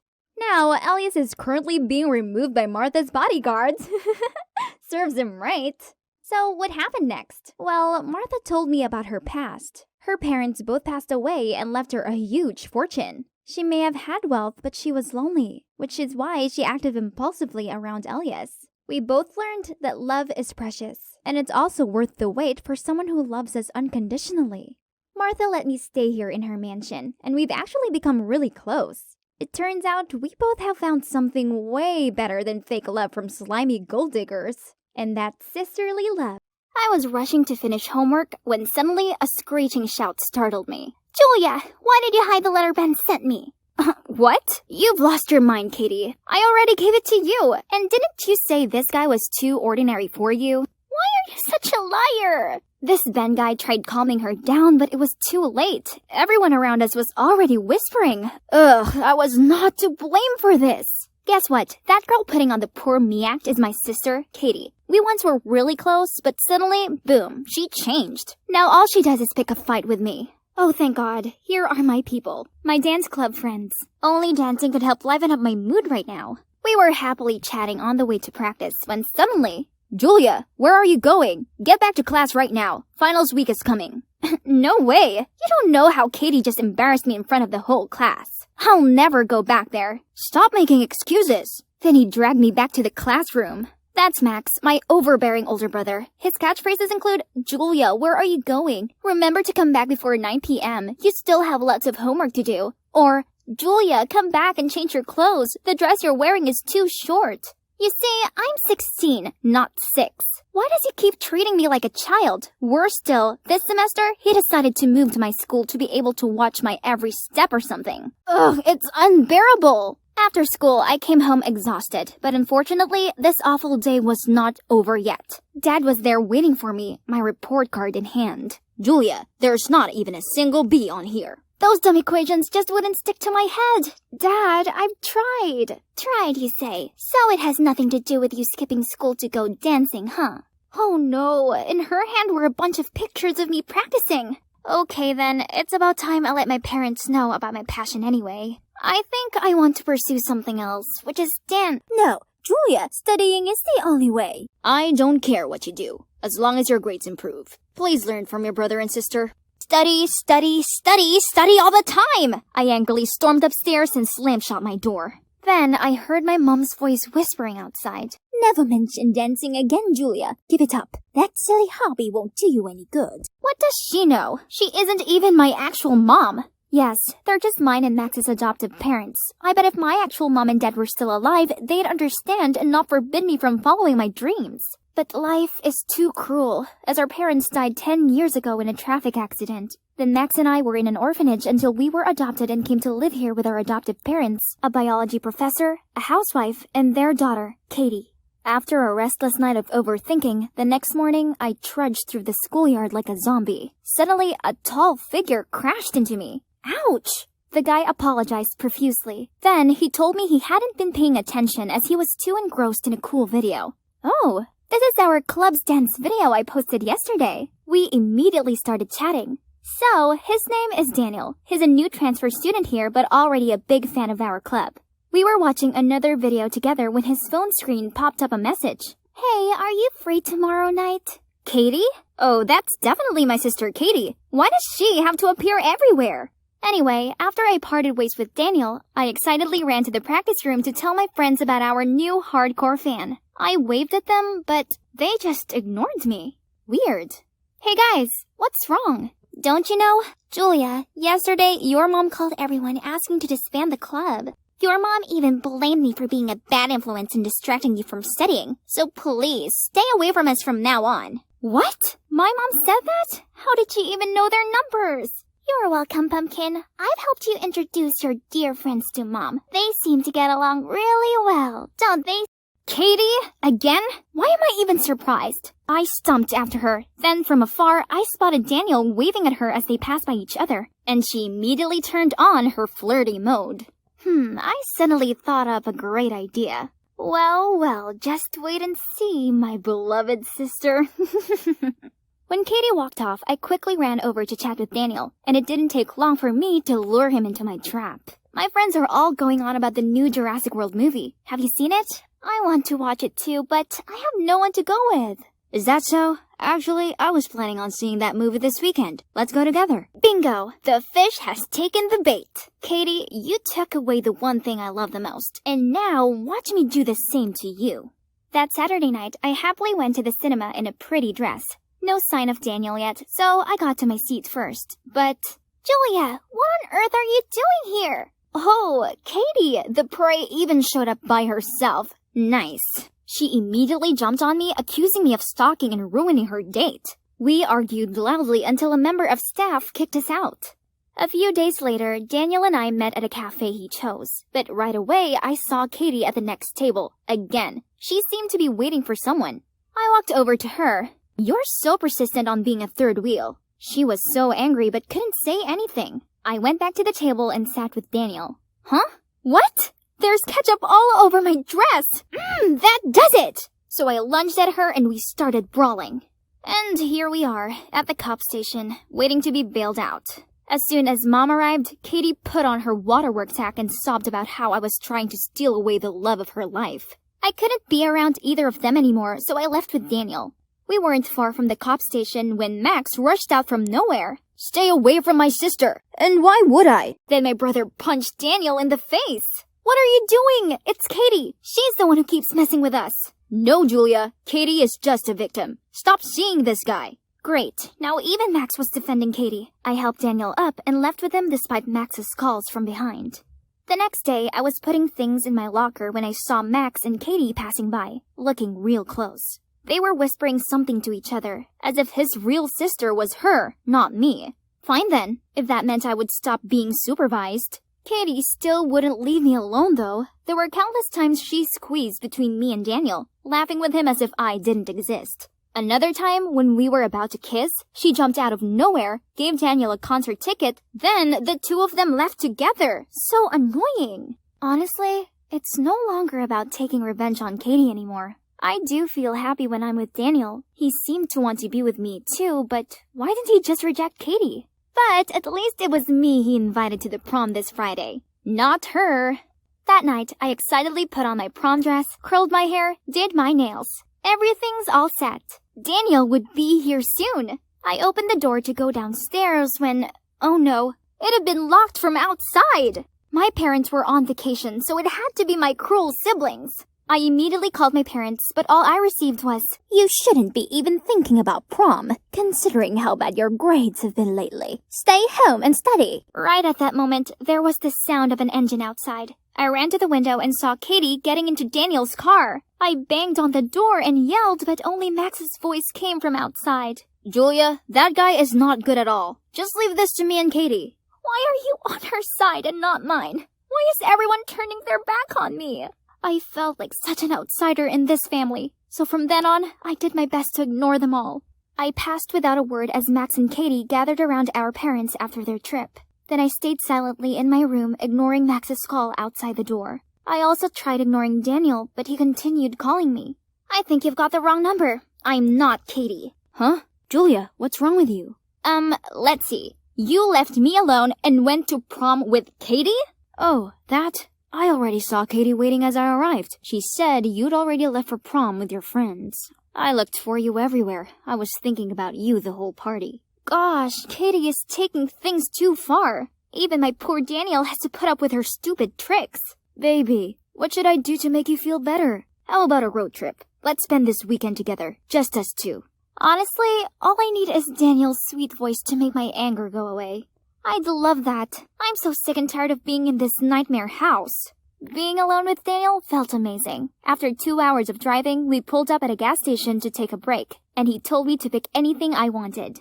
"This trip is on me. I have to make it up for my princess, don't I?" Oh, how did I get such a wonderful boyfriend? I stuffed my face with snacks as I waited for Daniel to return from the restroom. What's taking him so long? Just as I was going to step outside to look for him, the cashier stopped me. "I'm sorry, miss. You haven't paid for those. Also, your friend left you this." Then he gave me a bunch of papers. One of them was a note saying, "Surprise! Take this as your first life lesson, honey. Don't be so gullible. If you're wondering why you deserve all this, go ask your lovely brother Max. Dan." I stared down at the other papers. Receipts! This came to hundreds. He'd grab all these random things, including 5 boxes of Mountain Dew. Is this for real? How could this guy be the guy I was deeply in love with just seconds ago? I was on the verge of breaking down. But first, I still had this huge bill to pay. Oh God, where do I get the money for all this? Should I call my family for help? No way. I could already hear Max scolding, then my parents nagging, and Katie's scornful look. And so I begged the store owner to let me work here to pay back the bill. It's not so bad. At least I wouldn't have to go home. But only, I kept on messing up. I clogged the slushy machine so the floor was covered in sugared ice. I knocked over the sunglasses stand while cleaning and constantly counted change incorrectly. It was a disaster. Maybe if I'd pay more attention in math, it wouldn't be this bad. I tried everything, but all I did was create more trouble instead of paying back the money. Eventually, they kicked me out. And now all I can do is sit at this abandoned bus stop, not knowing where to go or who to find. Thinking about my life with my family before made me tear up. If only... Suddenly, a familiar car stopped in front of me. Dad! Julia, here you are. Everyone's been frantically searching for you. I'm so glad you're okay. Why did you scare us like this? I'm sorry, Dad. Dancing is my only passion, but I knew you wouldn't accept it. No, Julia. I'd never stop you pursuing what you love. I used to think you were just making up excuses for being lazy. Right at that moment, another car pulled over. It was Max, my mom, and even Katie. What on earth are you doing? If you keep acting like this, Mom and Dad will kick us out. Max, why would you think such a thing? Max let go of me, then hesitantly said, I know you take education very seriously, so I always try my best at school. Julia and I are just adopted, so... Actually, I'm adopted too. I've overheard this once from Mom and Dad. So ever since then, I was scared they'd love Julia more than me and throw me out.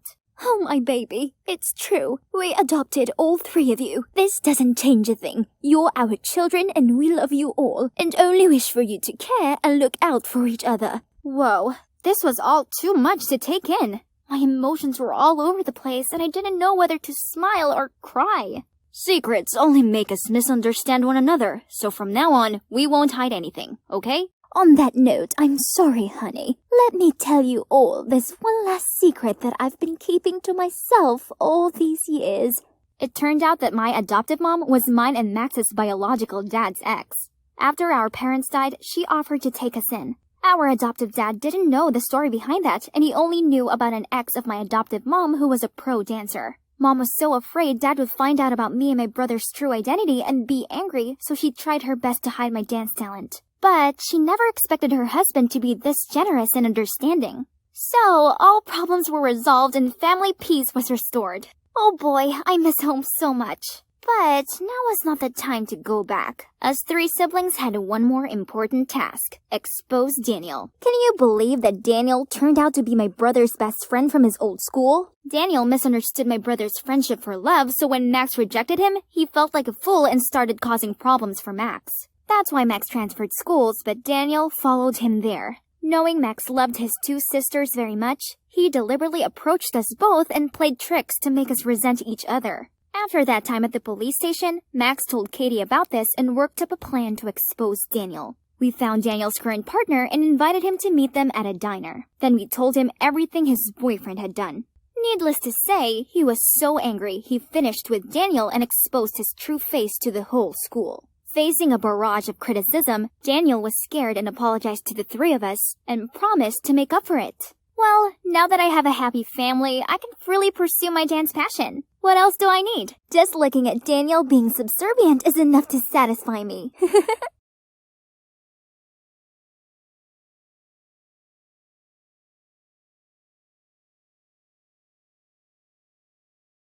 I'm standing in the middle of the room wearing this extravagant dress and a glittery mask. All eyes are on me, but I can sense how ingenuine they are. This is supposed to be my sweet 16th, and yet all of these guests were complete strangers. Ugh, it's all that slimeball Gregory's fault. Actually, this OTT party was all down to him. Oh, hi, I'm Vivian, but my friends call me Viv. My mom, Jacqueline Mars, is one of the wealthiest people on Earth. So I grew up thinking massive mansions, gigantic pools, and a floor entirely for toys was the norm. Well, at least I did until I turned 10. That day I was playing in my life-size dollhouse when I heard talking coming from the other side of the fence. I peeked over it and saw a woman and a girl around my age who looked kinda weird. Curious, I spoke up. Hey you, why do you dress so funny? Pardon? What did you say? You don't even have shoes on. That's so silly. You're the silly one. Bet you've never tasted this before, huh? So try it. Spoiled rich kids like you always look down on others, while in fact, you're no use to society.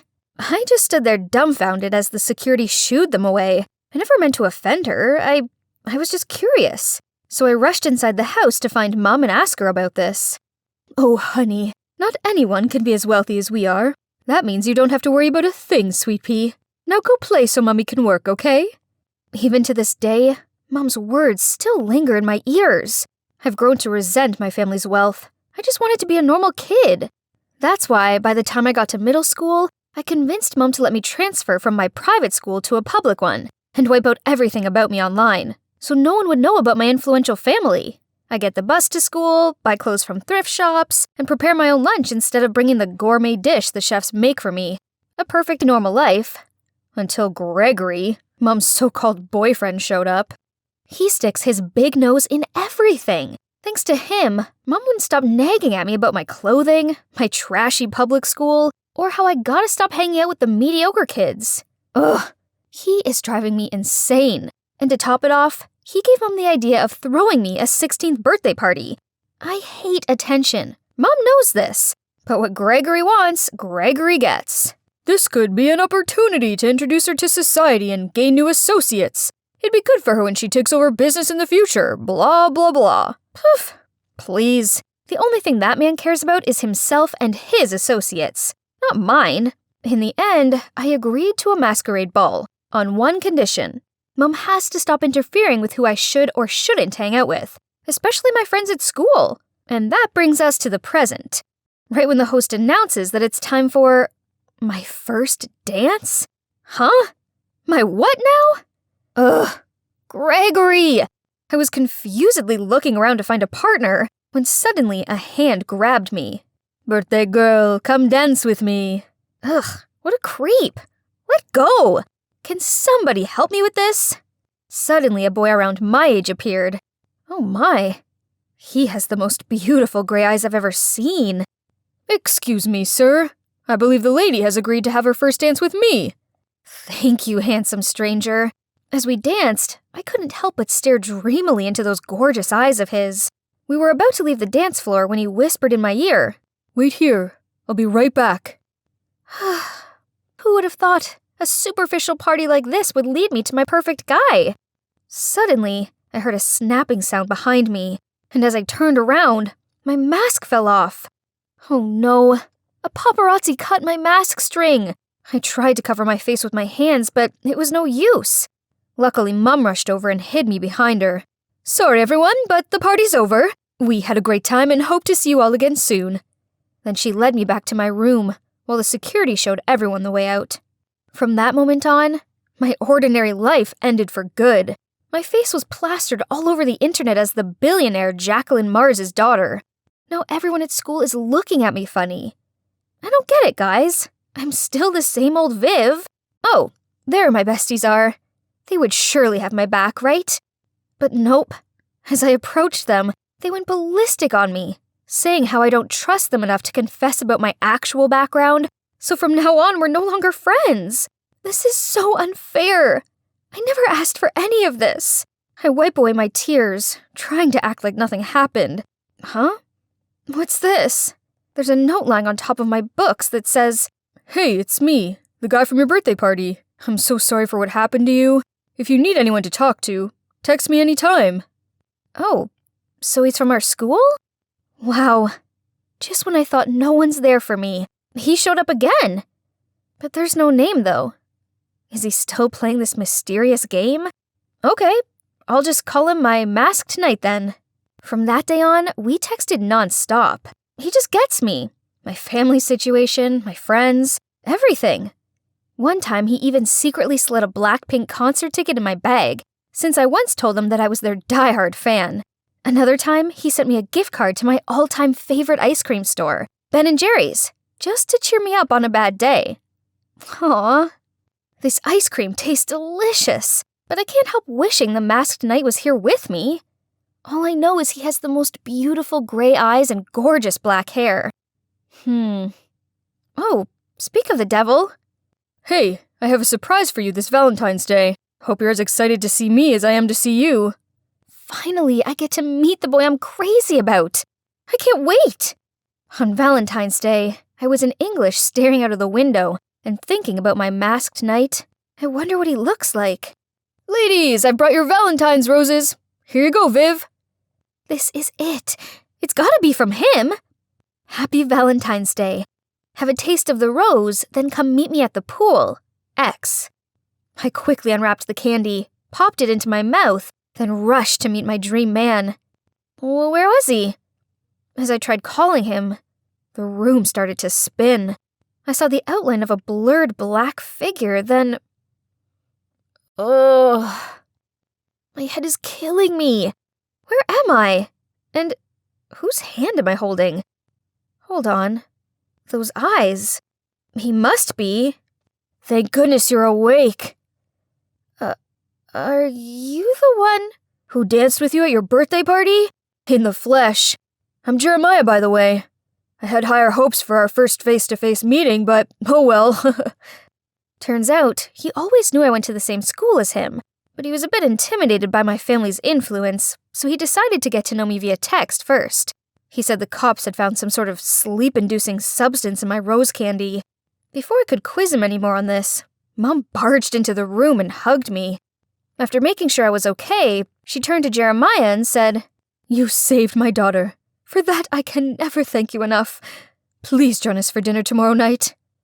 Jeremiah seemed hesitant at first, but then he nodded in agreement. The dinner did not go as planned. Between Mom's blatant interrogating and Gregory's menacing looks, I could sense Jeremiah's discomfort. Then when Jeremiah asked where the restroom was, Gregory insisted on showing him. When Jeremiah returned, he seemed flustered and made his excuses to leave. Grr. What had that annoying Gregory said to him? I quickly followed Jeremiah and apologized, but he just smiled and offered to pick me up for school tomorrow. The cops haven't found the culprit yet, so from now on, I'll be your guardian. How sweet. After that, I hung out with him every day. Great, right? Only, somehow it didn't feel the same as when we were texting. Back then we had a deep connection. Now it was just like two friends hanging out. Oh, and not to mention Olivia, Jer's childhood friend who can't seem to leave him alone for more than 2 seconds. One time, Jer and I were at the movies together, but guess who coincidentally appeared and plonked herself down next to him? Yep, Olivia. Worse still, with their giggling and popcorn sharing, I felt like the third wheel. I was not having this again, so I just left for home in this random cab parked outside the theater. But bad luck. The driver doesn't know the way. He doesn't even have a phone, and I had to lend him mine for GPS. The guy snatched it out of my hand immediately. Rude. But wait, it was 9 p.m. already. Why did he still have shades on? And even wore a mask? Right then, I realized the car had passed the town's border. Stop! The car suddenly filled with smoke, and the last thing I thought was, he has eyes that were exactly like Jer's.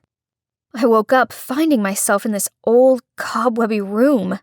Where is this place? And that driver guy? I have to get out of here now. Right at that moment, he came into the room with a smile. Don't you recognize me? Will you have another dance with me? 'Cause I'd love that. What is happening right now? What he just said. Did that mean he's the actual masked knight? Maybe that's why I don't feel connected to Jeremiah. Why did Jer lie to me then? So many questions popped up in my head. Then suddenly I heard a car stop outside. That guy immediately went to check. This could be my chance of escaping. By the time I got downstairs, I saw the driver guy talking to Jeremiah. So I hid behind the door and watched on. Cameron, just stop this. Getting revenge on our father is one thing, but this is a step too far. Take Viv back to her family now and end this. I know this looks bad, but trust me, I'd never hurt Viv. I didn't mean for her to fall into the pool. That's why I jumped in to save her. But I need her as bait to show the world what that jerk Gregory is like. He doesn't deserve to be her father. I muzzled myself in shock. Gregory is their father?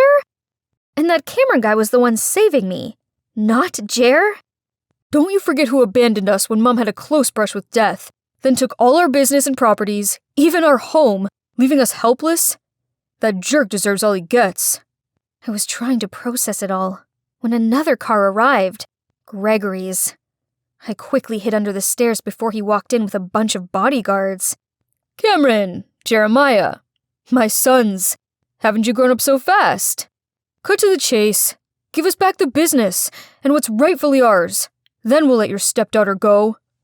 Huh, indeed. Like father, like sons. Very smart. But still amateurs, my boys.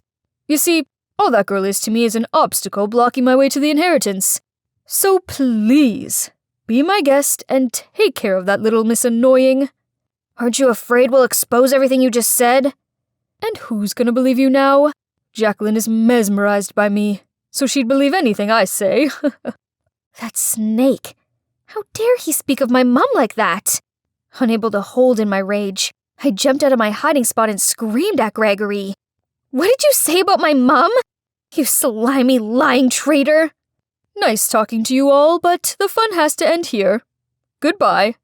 The guards lunged forward, about to tie me up when the cops smashed the door coming in, and behind them was Mom!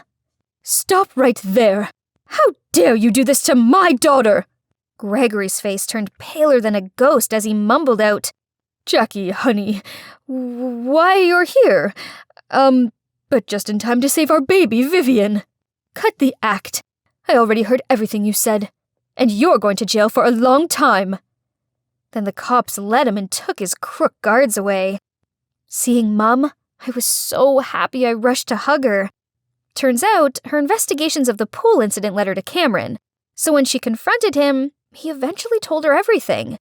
That's how they came up with a plan to catch Gregory red-handed. Mum and the cops had been waiting in ambush around here for Gregory to show up. Then, well, you know the rest. A lot has happened in 3 months. Mum finally finished all the legal stuff, so now the property Gregory had merged with hers to gain her trust is now signed back over to Cam and Jeremiah. I realized that being wealthy isn't a bad thing, especially as it means with influence like this, I can help other less fortunate people and really make a difference. Now I help Mum with her business and her charity work, and I'm really enjoying it. I'm proud of my hard-working, amazing Mum, and I'm proud of who I am. And guess what?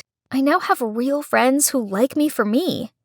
As for Jeremiah, well, he apologized about everything. He used to fear his brother was going to hurt me, so he lied to protect me. We made up, of course, and became the best of friends.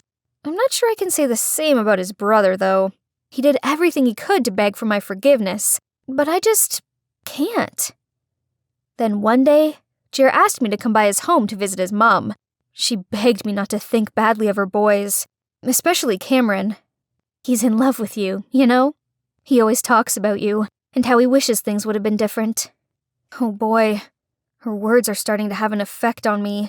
When I walked out the door, I saw Cameron sitting on the porch. He turned and looked at me, and I felt my heart pound for my gray-eyed, masked knight. So, taking a deep breath, I walked over to him, just as the sun was setting.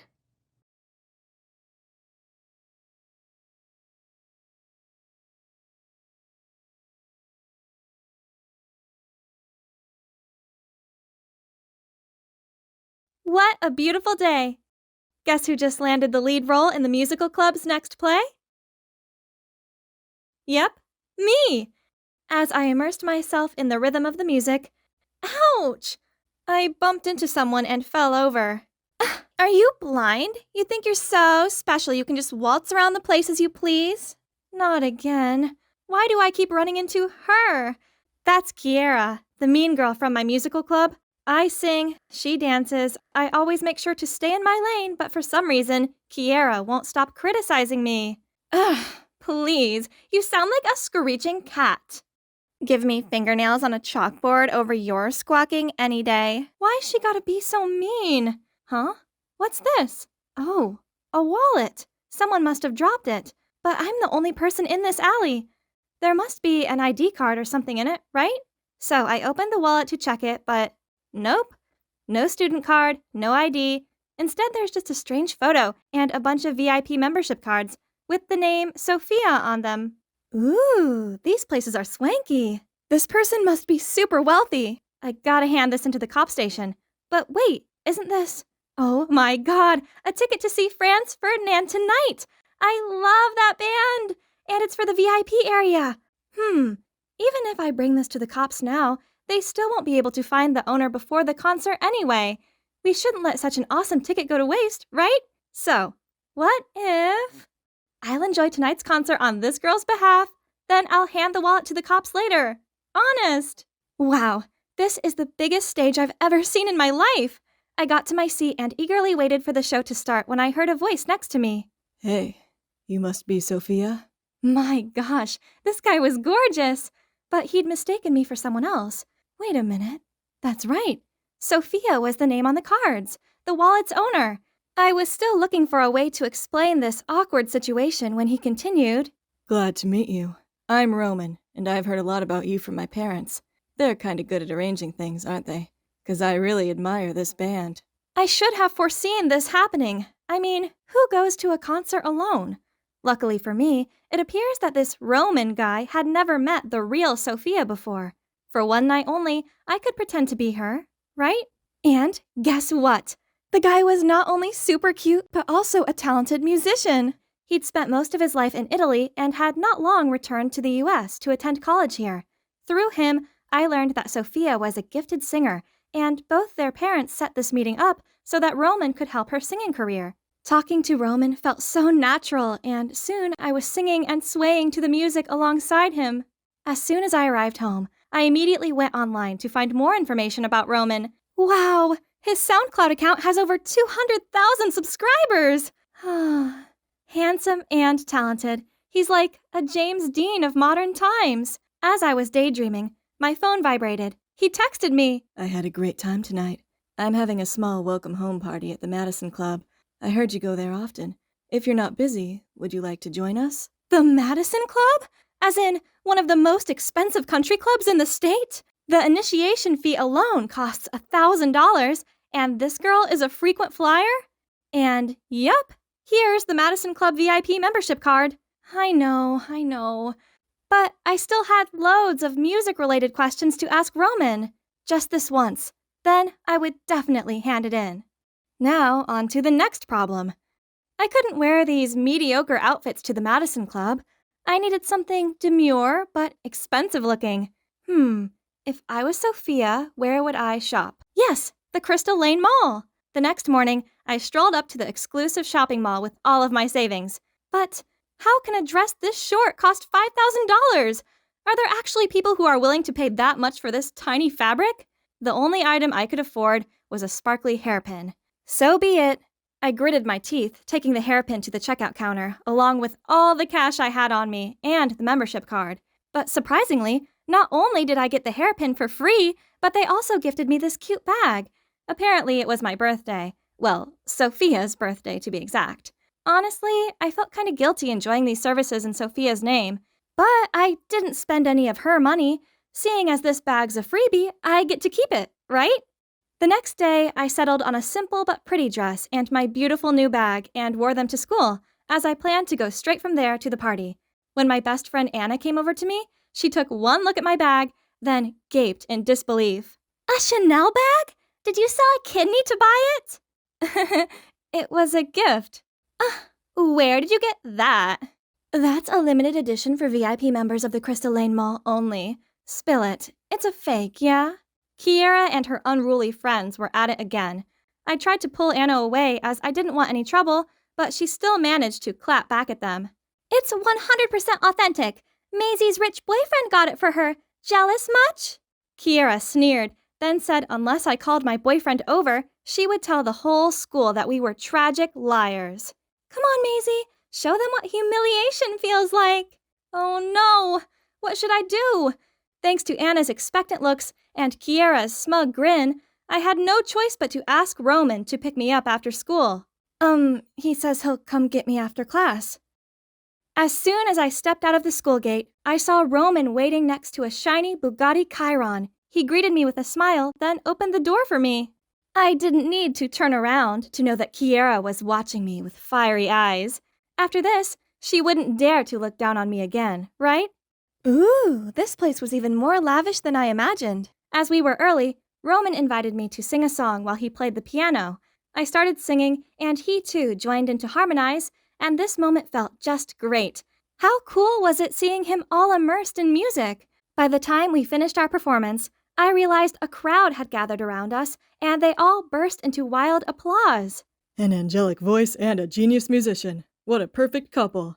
I turned to Roman and saw him smiling fondly at me. Wow, I knew my parents said you were good, but I had no idea you'd be that incredible. Feeling my face heating up, I quickly excused myself, then ran to the bathroom. Well, once I could find it, to calm down. Yeah, so this was a confusing mess, but it didn't change the fact that my heart was still thudding like crazy. This experience was like daydreaming, but maybe I should tell him the truth before things went too far. I returned to see Roman talking with a girl. Seeing me coming, Roman waved me over and said, Here she is. Hey, Sophia. I've just been chatting with your little sister.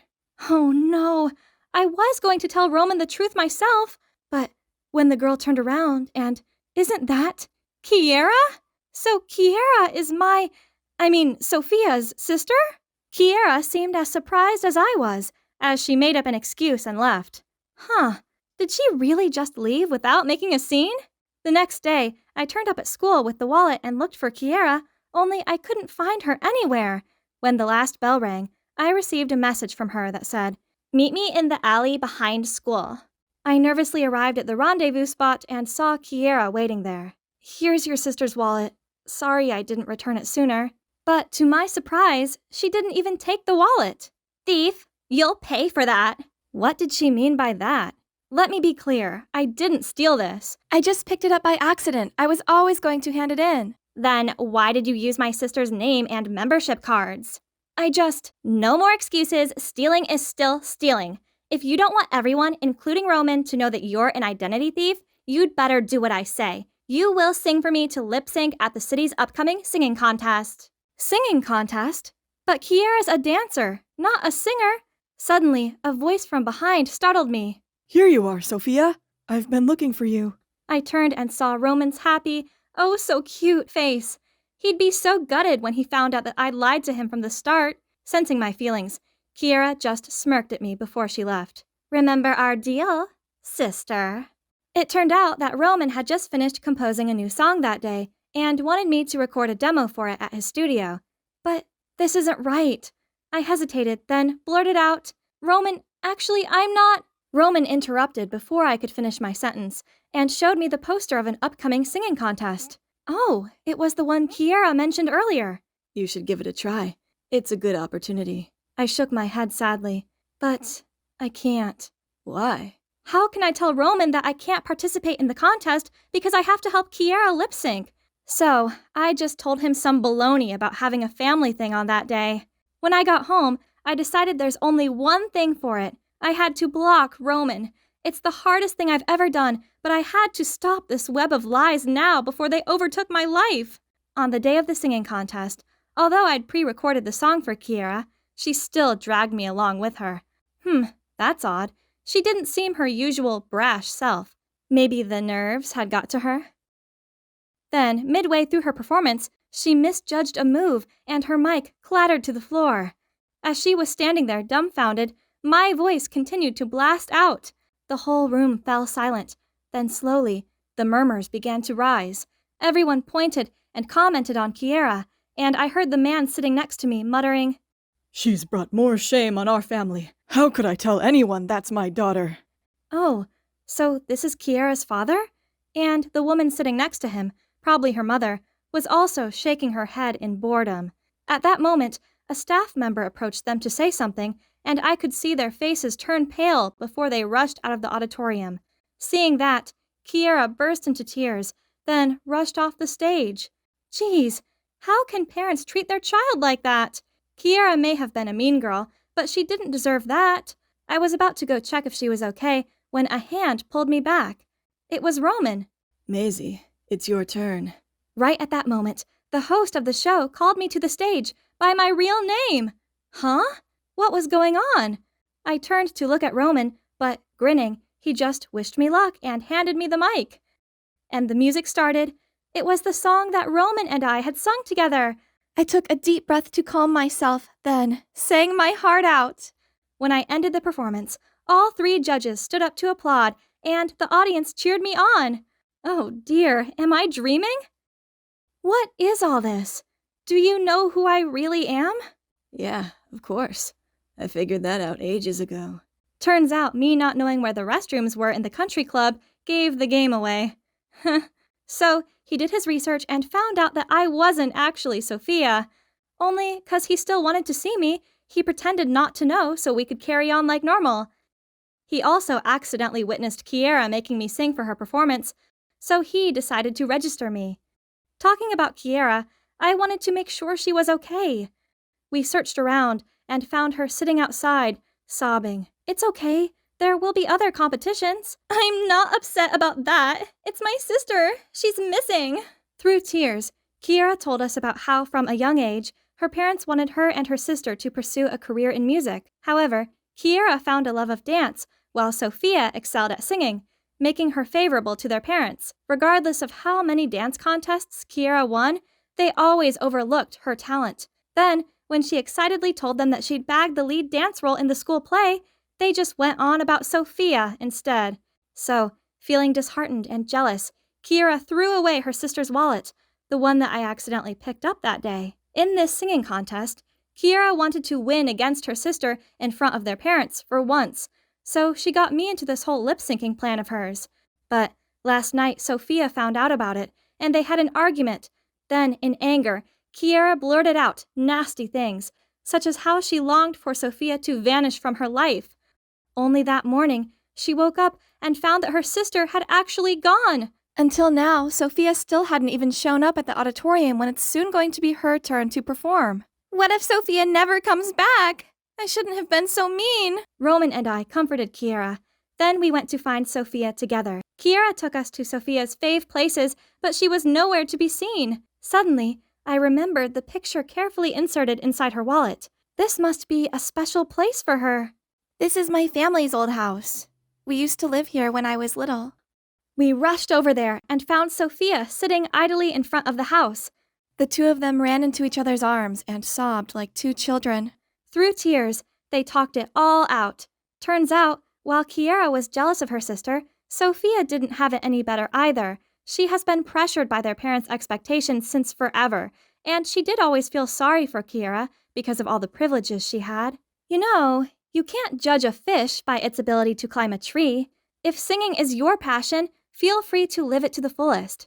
But if it's not, don't be afraid to pursue what makes you happy. I mean, you're actually a really awesome dancer. So, in the end, Sophia and Kiera made up.